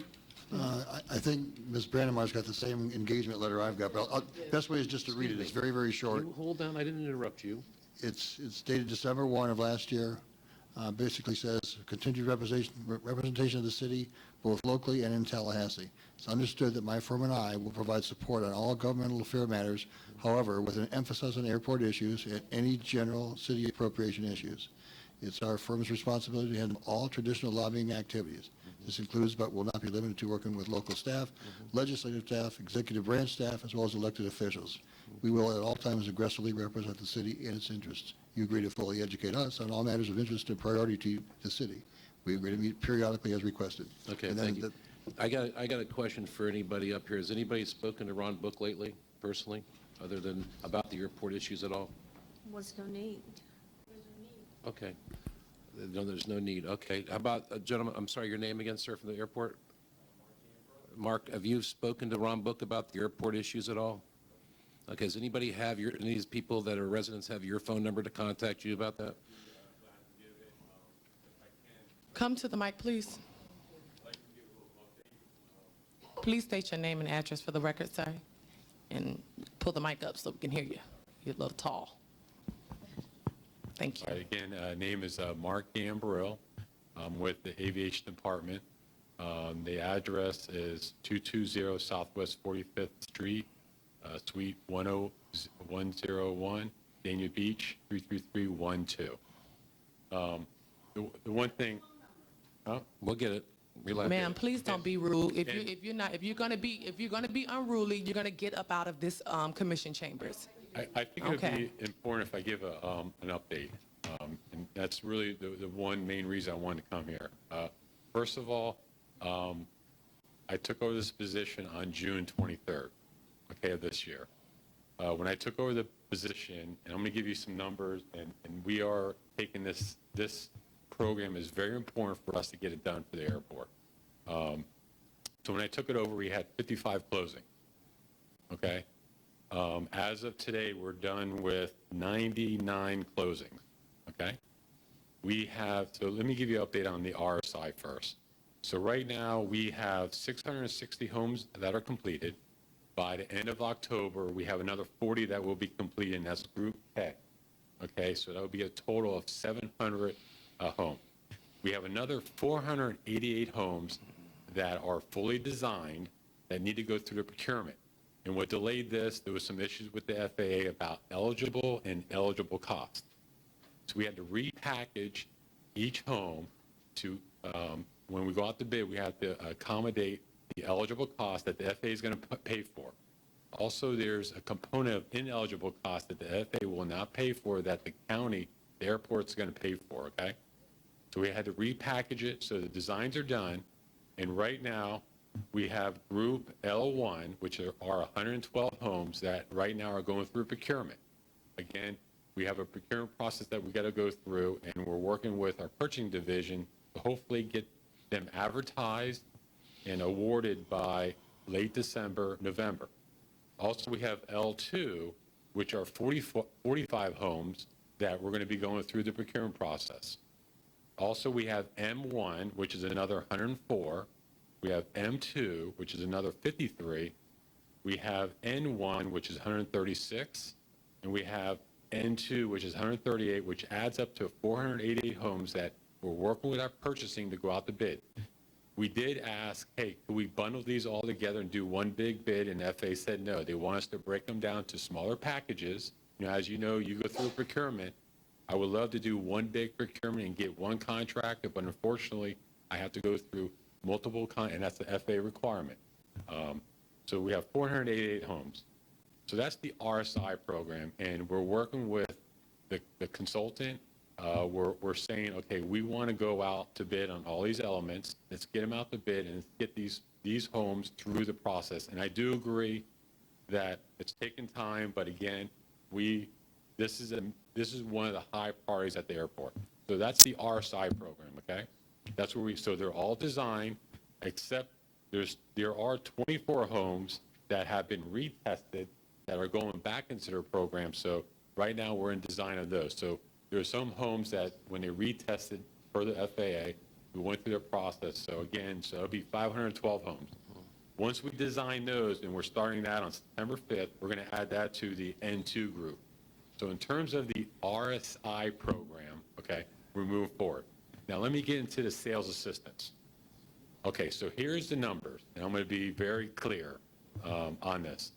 Right now, we have 424 homes that are in the process, and I understand that it's taken time. So again, we have 96 closings, which means we've got, and right now, getting involved with this for the past 2 months, there's 13 steps on this. And again, we've got homes that are doing second appraisals. You've got homes that are clearing titles.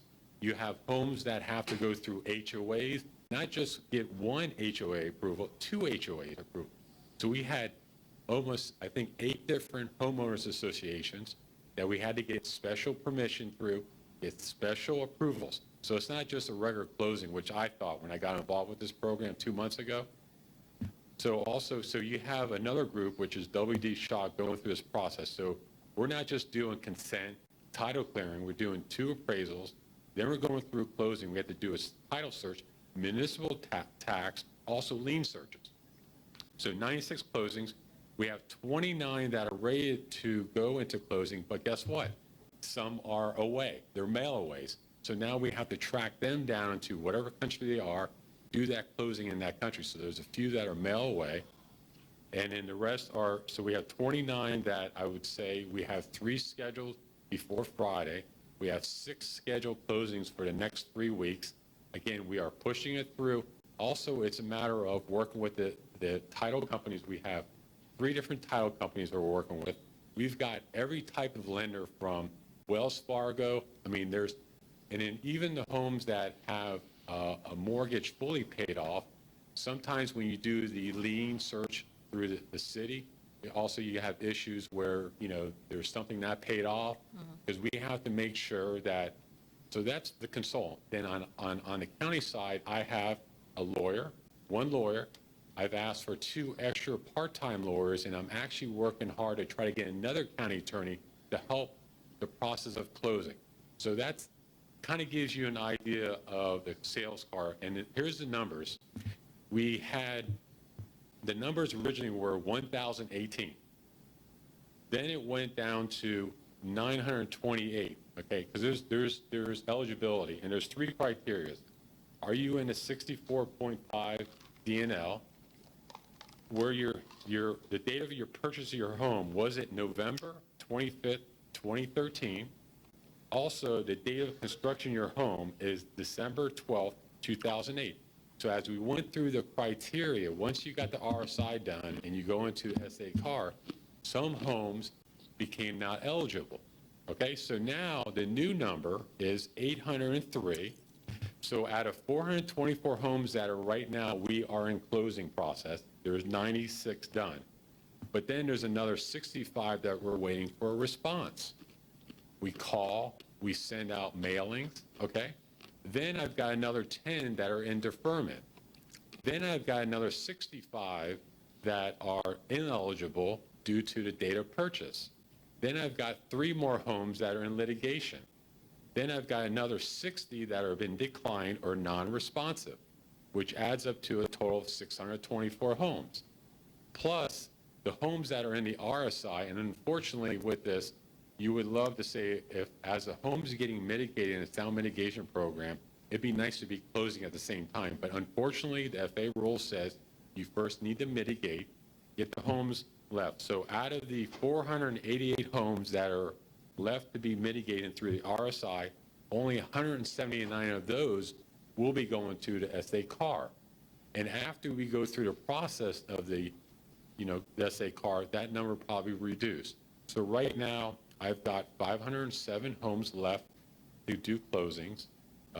That's my the total number. As of today, the 96 closings, we have paid $6 million, $14,328, with an average of per home closing, a check for $62,649. That kind of gives you a kind of overall overview of the noise mitigation. And trust me, I understand the frustration. I've been involved with this 2 months. And by the way, I'm new. I'm the contract administrator. I'm responsible for I see every title that goes through. I have to sign off on that. It's $400 a pop. Plus, I have to do sign off on all the payments so that when we do pay the residents for that home, we need to make sure that all the paperwork's done properly. At the same time, going through this process, we have 2 new individuals that are, at the same time, they're helping me out with these 2 programs. So we have 2 new individuals on our side, BCAT. So it's myself. We have 2 project managers that are full-time, plus we've been putting pressure on the consultant, both on Urban Group, on the RSI, and also WD Shock. We said, look, and I will tell you, I am not going to take 3 years for this. And you heard it from me right here. My goal, and I think working with the county attorney, I really feel, and by the way, my time frame to get this done is June of 2019. I really got to get this done, and it really impacts, what does it impact? It impacts my master plan, okay? We had a duty at this airport to get the noise mitigation program. The south runway, I'll tell you, did impact those residents. It did. okay? And it's unacceptable that here we are right now speaking to you, we're not done with the program. So it's critical. This project impacts, first of all, our master plan that we're going to be going through. It impacts the Part 150 that we're going to be going into, okay? So this has other impacts that we know it's very serious. The director of our airport, CEO, Mark Gale, is a very, he understands this is very critical. And again, we do updates. And also, just to let you know, Ann Castro is the chair for the Study Coordination Committee on the Part 150. So she's right now been named the chair on this. And also, as we go through this process, we have DOT on our committees. We have the town of Davie. We have City of Dania Beach. We have City of Hollywood. We have City of Fort Lauderdale. We have the Broward Workshop. So one thing is, when we go through this process, we want to make sure that we have our neighborhoods included. We want to make sure that the DOT is included, the FAA. So again, it kind of gives you overview. Can you very quickly give, if our residents have any questions or concerns, can you give them contact information to your office so that they may contact someone there? Actually, I would love that, and I'll get their phone number, and they can have my number directly, and whatever issues they have, we'll resolve it. And also, the one thing I asked, I'll give you Mark, the request me to come here, I'll give you 2 project managers on my side that you can contact, because we have consultants helping us out, and sometimes, they may not do the best job, but I'd rather, if you have any issues, contact myself or my 2 project managers that work for the aviation department, because, and I'll stay afterwards, get your number, and I'll help you with your issue, or find out where you are in the process, but it does take, I will tell you, it takes an average of 60, 90 to about 180 days to go closing. I mean, it is a process. It's 12 steps. Our county attorney has to approve every piece of paper. I mean, when I sat down with the county attorney on every file, I was like, it's just a closing. We all close, you can do a closing in 30, 60 days. When I saw every piece of paper they have to review, it's unbelievable. It is, each file has to be scrubbed. And even when we're about to close, we ask, okay, can we get the final numbers? And usually there's something missing. So again, it's a very thorough process. I think it's one of the first in the country in terms that deals with an RSI and then also, the pay of the sales assistant. So it's very unique, but again, no excuses on the aviation, but it is being tracked from our county commission across the board. Commissioner wasn't finished. All right, I'm going to ask any residents that are left here to hold your speak. Obviously, you see the direction. The other thing is, though, with you is that just some of the things that we are not able to implement. Maybe you're going to change that, but we'll see. A perfect example, and I don't want to drag it out. I have a house that I've signed off on 90 days ago with no mortgage, nothing on it, and I still haven't heard anything. So it's just a process that doesn't work as well as it should. But I'm not going to get into that tonight with everybody here. I'd like to call for a vote, Mayor. They're not finished. I have lights. Sorry. Sorry? There's still lights. Thank you. You can. I'm sorry, but can everybody else stand down? No, not there. I have lights here. Oh, I'm sorry. It's okay. Vice Mayor? Thank you, sir. Thank you, sir. Having been around, for just a couple of years and seeing the program as it started, when it started and how it kind of moved along, to me, I feel like it's a project. It's a project in the works. And like the gentleman just said, he has 2 new individuals who may not be versed in, this being a new program for the whole United States. But I feel like as a project manager and projects that I have worked on in the past, that you need to see the project through.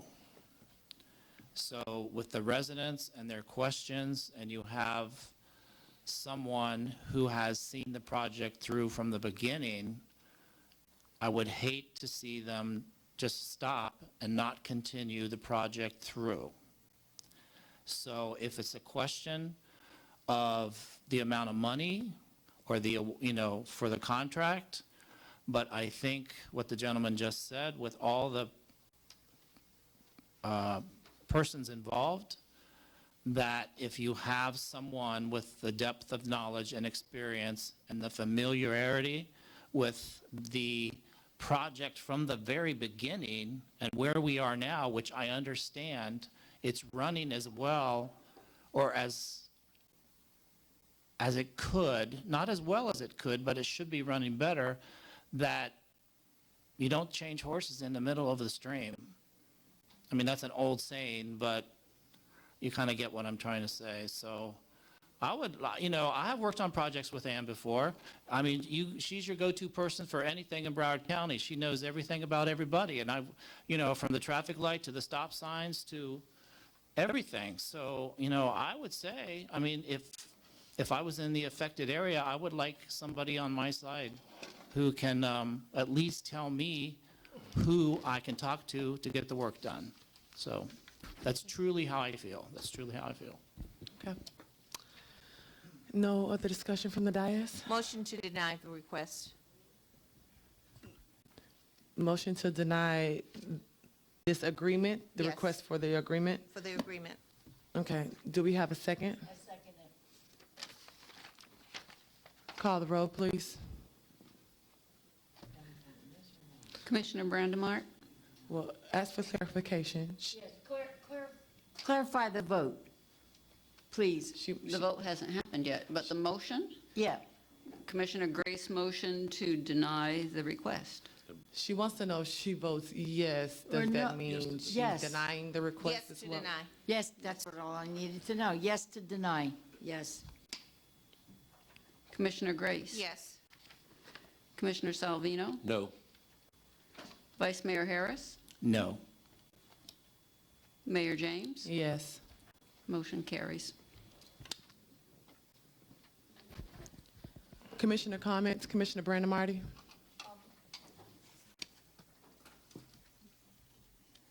We just came back from the League of Cities in Orlando, and I want to make a report, and I think I'd rather wait till our next meeting to, I'm tired. I'm going to wait till the next meeting to make a report and also to give one to our city manager. The only thing I want to do, though, is to make a statement that I picked up at the. Excuse me, hold on. Okay. If they can go, what's his name? What's the name from the airport's name? Mr. Gambrill, if you want to meet outside with the residents and congregate, thank you. Continue. The city thanks you very much for coming down here. Yes, Really appreciate I you. want to thank you for that. Thank you. And I love your dates you're talking about. Let's see if we can make them. Okay. Okay, I just want to make one comment because I'm not a football player, and this was something I found to be funny until it was then explained to me. At the evaluating of a city manager class that I took, it said, the definition of a city manager, sorry, Mr. Baldwin. It says being a city manager is like being a quarterback for a team down by 14 points, 2 minutes left in the fourth quarter. You have the ball on the 20-yard line, and your own team is allowed to tackle you. Now, I didn't really understand that, but I do now. It doesn't work. It doesn't work, but I'm going to make a report at the next meeting. Thank you. Commissioner Grace. I am going to apologize to my colleagues for not attending the Florida League of Cities Convention, but I had prior things happening in the city of Dania Beach with my husband, health, along with my dad being in the hospital in Georgia. So at the last minute, I had to decline because I thought it was more important to be with family and try to get them through all of the situations that they were going through, since they were there with me when I went through all of my downsides. So I know that you guys did a good job. I know that you represented us well. I saw some of the stuff on Facebook.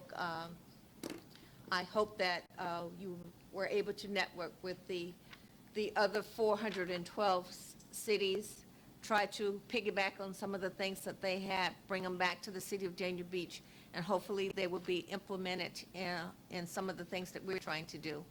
But at the same time, on a really sour note, by still being in the city of Dania Beach, I understand that we have one of our departments that is going through some downtime, and when I say that, we just negotiated the agreement for the general employees for them to receive their monies.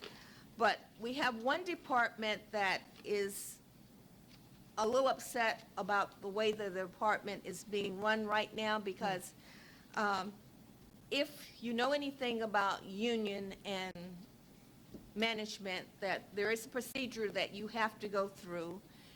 If you're on a trial basis and you have not reached that trial implemented period, something happens to you and you get sick or you miss days, there is a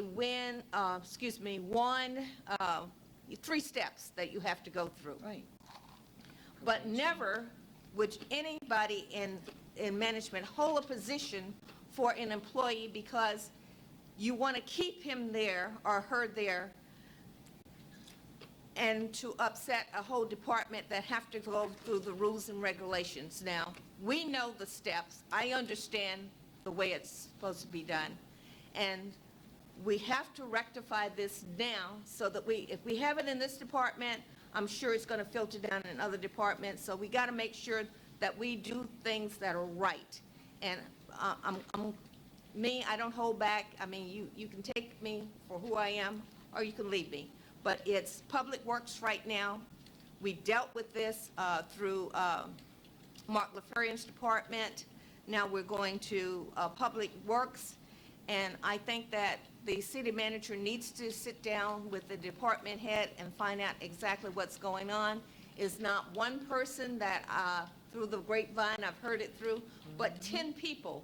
So you got 10 people out there that's not happy. They're talking to 10 other people. Something has got to be done. Commissioner, I'll be glad to sit down with you. Thank I you think so this may much. be something that And the I- mayor mentioned to me as well. I appreciate So I'll be it. glad to sit down with you. The patch was absolutely fantastic. I had an opportunity to be chef for a day, to pass out book bags. We passed out book bags on that Saturday.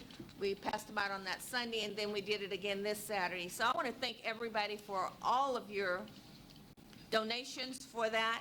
I want to also tell you that on September 2nd, we will be taking 50 kids to the University of Miami Hurricane Football and Bethune-Cookman College at the Stadium of the Dolphins, the Hot Rock Stadium.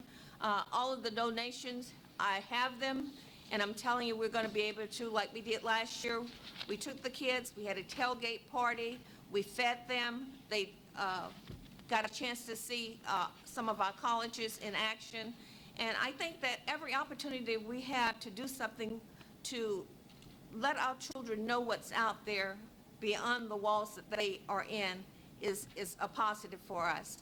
I want to apologize to the mayor for not being able to attend Tamara James Day, but the same weekend was my family reunion and we were in Savannah, Georgia, but believe me, I got the report. And I'm going to tell you that this, what I understand, was the biggest and the best one that you've ever had. And I tell you to please continue doing positive things. You were on Jeopardy again, in case you didn't know it, but the question came up again about Dania Beach, and anytime I see Dania Beach, my eyes light up because I've been here since 1951. I love this city. I truly do. I might not always vote the way you want me to vote, but I vote my conscience, and believe me, when I put my head on that pillow at night, I can sleep. Thank you. Me too. Commissioner Savino? Just two things. Sports program is starting up at Frost Park again. If we can get any help over there, we'll see how far we go with it. I know at least one girls softball team, but we're not getting much help from anybody out there as far as trying to get a leagues and stuff in organization, which we'll talk about in budget tomorrow, I guess. Is it wrong budget? Yeah. That's right. And then just one thing about the Leagues of Cities. When I went through the exhibit hall and stopped at all of the places that were in there, I can assure you that everybody knows where Dania Beach is now. Thank you, Mayor. Vice Mayor? Some of the things I have are budget related, so I'll just save them for tomorrow. But being a first-time elected official going to League of Cities, the mayor and I walked through the exhibit hall, and she is a 5 out of 5 beanbag tosser for the cornhole, and I think she was the only one. But it was interesting to see how technology is changing for trash removal and turf for playing fields and lighting and waste management, and so we brought back some interesting things that we can have at a workshop and see how the technology is changing. And the one interesting thing was I went to a workshop. It was about dealing with and hiring millennials. And the example that she gave was, I think I was there with Marco, that when you ask a millennial to do a project, what they'll do is they'll set up a social media page and survey a neighborhood. She'll set up a social media page. So if you use one of us baby boomers to do something like that, what a baby boomer would do would be go door to door and ask the questions. A millennial would do it all online, so that was kind of interesting. But it was interesting, meeting the mayor of Boca Raton and, just officials from every little small town in Florida that you've never heard of before. And, everybody was gracious and respectful, and that's all we can hope for. Thank you. Okay, I guess I can start by piggybacking off of the League of Cities. Being a first-time elected official, I felt like it was my freshman year in college at orientation or something like that. It was very overwhelming to a degree, but I found some people that I was very comfortable with, and me and the vice mayor kind of tag teamed the exhibit hall and went through there and saw the different companies, and some of them that work with us, and some of them that I'm going to be interested in working with them and bringing some ideas forth to the city. Did have a chance to see some really good speakers during the session, including the retired chief of the Dallas Police, and him dealing, very funny story, a very peculiar story with him dealing with the mayor and their procedures on, when they sent the C4 strapped to a bomb to kill the suspect in those Dallas shootings. And I can imagine being the mayor in that situation and dealing with our chief. And what his story was, he told the mayor one thing and did another. And he did it, for the good of the great, which ended up working. But when he got outside to the mayor, when they were going to the car, he kind of told the mayor what the real story was. And you saw the mayor's blood drain from her face. But just to know that trusted relationship that you have to have there, and things that we might not always understand coming from a standpoint of our public safety, but we have to trust in who we have leading us. So I want to thank Chief for day in and day out. Our officers go out and they don't know if they're going to come home at night. I mean, it's a big risk that they won't. And so I always want to thank you guys for your service and know that I'm entrusted in you, your job as long as you're here. So I appreciate that. Back to school events, yes, August the 5th was Tamara James Day in conjunction with the City of Dania and Hollywood for their Progress in the Park event. Gave out over 1,000 backpacks. We had a lot of local businesses like Jackson's Ice Cream that gave out free ice cream. And we had grandpas that fed our vendors. We had places like Dockers and Jimbo's and all these places that got together and got a lot of resources and donations there for our kids. We ended up with a few hundred extra backpacks, and we gave them out to organizations here in the city and the churches. And so all of our kids should have been real well prepared on the first day of school. I also want to thank all the other organizations that got together, including with Ms. Grace and Domes. And other organizations in the churches that really looked out for more than just themselves, that went the extra mile and volunteered their time unpaid to just make sure someone else's child was ready for school.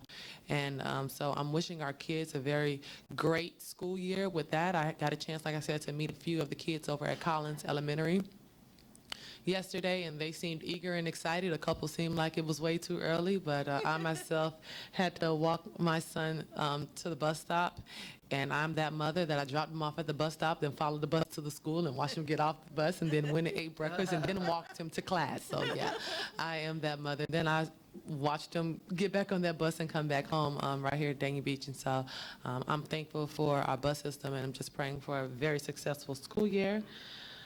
I have a couple of questions. While we were there, we did have questions about Airbnbs. There were questions that were posed from different cities about Airbnbs, and I know that we had that one particular issue here with the daycare, and I don't know what the resolution is for that. If we can have some type of a resolution for that issue, that is it an Airbnb? Is it not an Airbnb? If it is, are they applying to code regulations, or is it close? Can it be that close to a daycare? It's just so many questions that I have. Yeah, it was a parking issue, but the residents called and said that they were using it as an Airbnb, and I never really heard the resolution to that. And I also want to make sure that we're staying on top of this Tropical Acres agreement with that new development, because I know that Mark is the liaison for that, going back and forth, but I just want to really stay on top of that, because I do not want them to start building if we do not have an agreement. And I don't know if that's the consensus of the rest of the commission, but from my understanding, that's what we discussed when we were up here.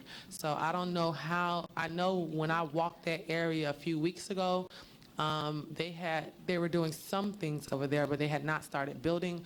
I want to make sure that before they start building, that there is an agreement with both Tropical Acres and that development, because that was something that was. We had checked into that before, and I thought you had said that There was not an obligation for them. They are committed to do whatever they can to make a deal with the owner, Mr. Studiali. But we couldn't condition the zoning approval on getting into the agreement. Why? Doesn't I have thought that's what we said, though. And somebody else said that's They not offered to right. do the very best they could, but you can't make people agree on something that was not related to the zoning. So it wasn't conditioned on that. Our vote was. We'll check the minutes for you and the tape. Well, I know you can check the tape, but the minutes don't reflect what the tape said, because I know when we sat up here, we said, we vote yes if they reach that agreement. I know it came out of Commissioner Brandon Marty's mouth. I know I was in support of that. Remember? I don't know. We will bring it back so you know what was said and what was done, okay? Okay, and if that is the case, what you're saying is true, we have to do something about that, because if I'm a contractor and I know that I am not bound to any type of agreement, I'm not going to come to an agreement. I mean, that's, if I really want to do this development, and that's not what I intended, I'm going to go on the record right now to say that's not what I intended for my vote to be. My vote was to be a community player, a team player, and that we wanted both Jack and those contractors or those developers to get together and come to an agreement for me to agree on any of the zoning changes. So that's it for me. Vice Mayor. One more thing about the League of Cities is that Marco and Chicky and I had the great honor to go to the closing general session with Senator Bill Nelson, who told an amazing story about the history of Florida and his family. And he is very inspirational if you ever get a chance to meet him. And then we did meet him afterwards and, had pictures and everything. And then he went right over to the youth group from Hollywood who was there with and Peter Hernandez and others, and then excused himself politely because he was going right over to the Kissimmee Police Department where 2 officers had been shot the night before. Yep. So he is truly a gentleman politician, and if you ever get a chance to meet him, His wife is even better. I met Please them do both. Her name is Grace. Okay. Yeah, you're right. We're going to move along. Appointment boards. I know we both have 2 for the Airport Advisory Board. I'm going to keep my 2 that contacted me and said that they wanted to stay on the board, which is Karen Harrington and Ryan Stone. For me, Clyde Taylor and Bruce Hanover. Taylor? I'm waiting on a phone call back from you of mine. Wait a minute, I have 2 as well. wait a minute, can I continue Bobby Grace first? Okay. So Clive Taylor And and Bruce Bruce Hanover. Hanover, so you're removing Oswaldo Romero and Keith Roberts? I don't even know who that other person was, Keith because I Roberts, know I that believe. Clyde Taylor was my other one before, and I didn't see him on here. He's not on the board right now. Oh, he's off? Yeah, he's not on the Airport Advisory Do Board. we have a letter that he did not want to be on it? Did he call you and said he didn't want to be on it? He Or- hasn't been on since A long time ago. Okay, then let me, He's your appointment on the Marine Advisory Board. okay, then, let me redo it. Bruce Hanover? What was the other? Keith Roberts. But Keith Roberts. Keith is good. Keith Roberts, okay? Keith Roberts, okay. Okay, that's easy. Can I ask you a question, Louise? Yes. The attendance on the people that we're reappointing, has anybody looked at the attendance? Yes. I asked for an updated one before we came here, but I did not get it. Okay. My 3 appointments were, Richard Ram Charitard, I don't even think he lives in the city. Yeah, okay. Our mail comes back all the time. the other 2 were Chris Christensen and Dean Harley. Dean Harley. I'll leave, I don't think Chris wanted to stay on. That's waiting for his phone call back. Dean Harley I'll leave on. I'll give the second one next meeting. Okay. Okay. Commissioner Brandemeier, do you have any? I didn't have any requests in my box over there for anybody that wants to get on there. Who came off? No, what happened was we had to downsize. Right. And so you have to good. choose what 2 you want to keep on there. Look in the back in your two. Well, I would only want the 2 that attended every meeting. Well, luckily for you, you only had 2 on the board. Okay, so you, That's Okay, well, Randy you're Wright good. and Gary Litke. You want to keep those 2, Commissioner? As long Okay. as they showed up and they show an interest, it's fine with me. there you go. We don't know if they showed up. We don't have that record yet. She said we're waiting on it, so. Oh, okay. If it comes in, if you want to remove them, I guess you Yeah, can we do can do that. that. Okay. Vice Mayor? I will keep Micheline Peacock, and then I will, as the next one, offer it to Linda Barber if she wants to be on the Airport Advisory Board. She's like, hi. If you want to, I'm offering, Romero? Yes. No. No. No. We just verbalized it. Oh, We yeah. only got 2 now. Right. No. So you can let us know if you'd like. Okay. Is that all right? Sure will. The Green Advisory Board, we have an alternate position. Is that from the commission or from anyone, or? From the commission. Any one of you can make the Did we appointment. get anything in our box? Anybody interested in that board? No. Anybody out there want to serve on the Green Advisory Board? Shouldn't it- No? Next meeting. Okay, next meeting, I'll we'll get try you again. somebody. Do we have a motion and a second? So moved. Second. All in favor? Aye. All opposed? Okay. Administrative reports? Thank you, Mayor. I won't belabor the issue we had with the city of Hollywood over the automatic aid. We'll speak about that tomorrow at the budget. But talking to the city manager of Hollywood, there were a couple of other issues that we discussed, and they are willing to talk to us about water issues at the Piccolo well field, with the possibility that they could assign some of their raw water allocation to the city of Dania Beach. So hopefully we can work out something on that. And then something I talk about with the vice mayor, but with the MPO is a joint project with Hollywood for J. Ely Boulevard, and they're very interested in doing that with us as well. So that was good news. I sent you the letter from the school board on where they are with the Olson. So if you had a chance to read that, Yeah. I suppose we can talk about that tomorrow as well. And staff has worked, I think the vice mayor brought this up before, and we're looking to have some kind of employee appreciation day picnic. We'd like to spend $2,300 to have a lunch during work hours. The event would be at the City Marinas Picnic Pavilion. It include catering, barbecue chicken, pork, and a number of other Wait, things. question.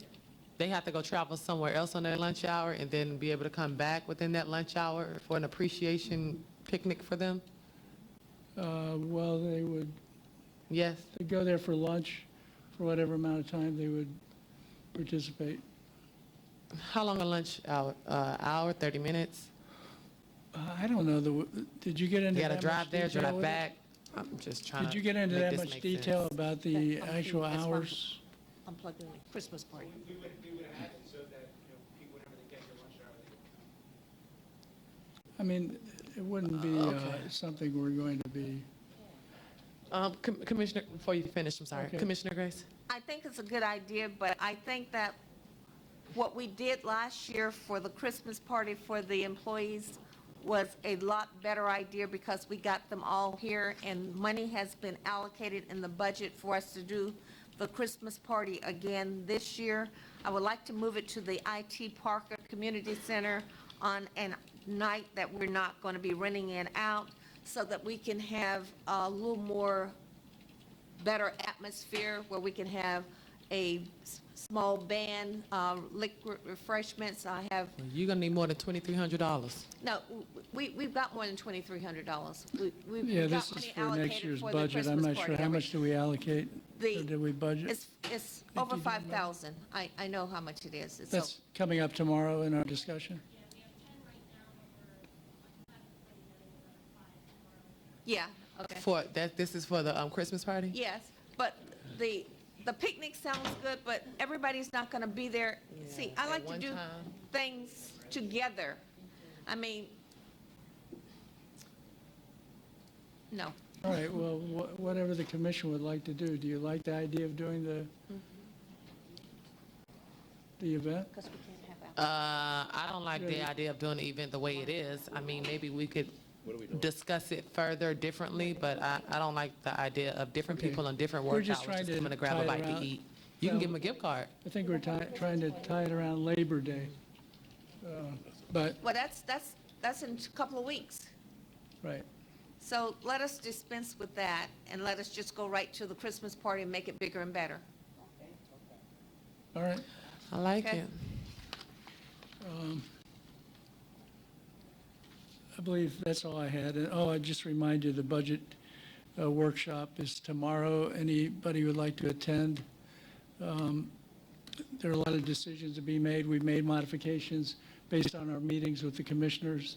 So you have a list of the things that we've discussed and how you want to handle it. So, thank you. Nothing to add. City Clerk? Reminders, tomorrow at 2 p.m. is the budget workshop, and that will be held here in the Commission Chamber. It will also be televised for those of you who cannot attend. September is a busy month. Tuesday, September 12th at 6 p.m. is a CRA board meeting, followed by a 7 o'clock City Commission meeting. Wednesday, September 13th at 5:01 p.m. will be the first budget public hearing. Tuesday, September 19th at 5:01 p.m. will be the second budget public hearing. And Tuesday, September 26th at 7 p.m. will be a City Commission meeting. And if you need, I can We being email you all punished those for being dates. off for? Yes, ma'am. Yes, It's ma'am. okay. I accept it. Meeting adjourned.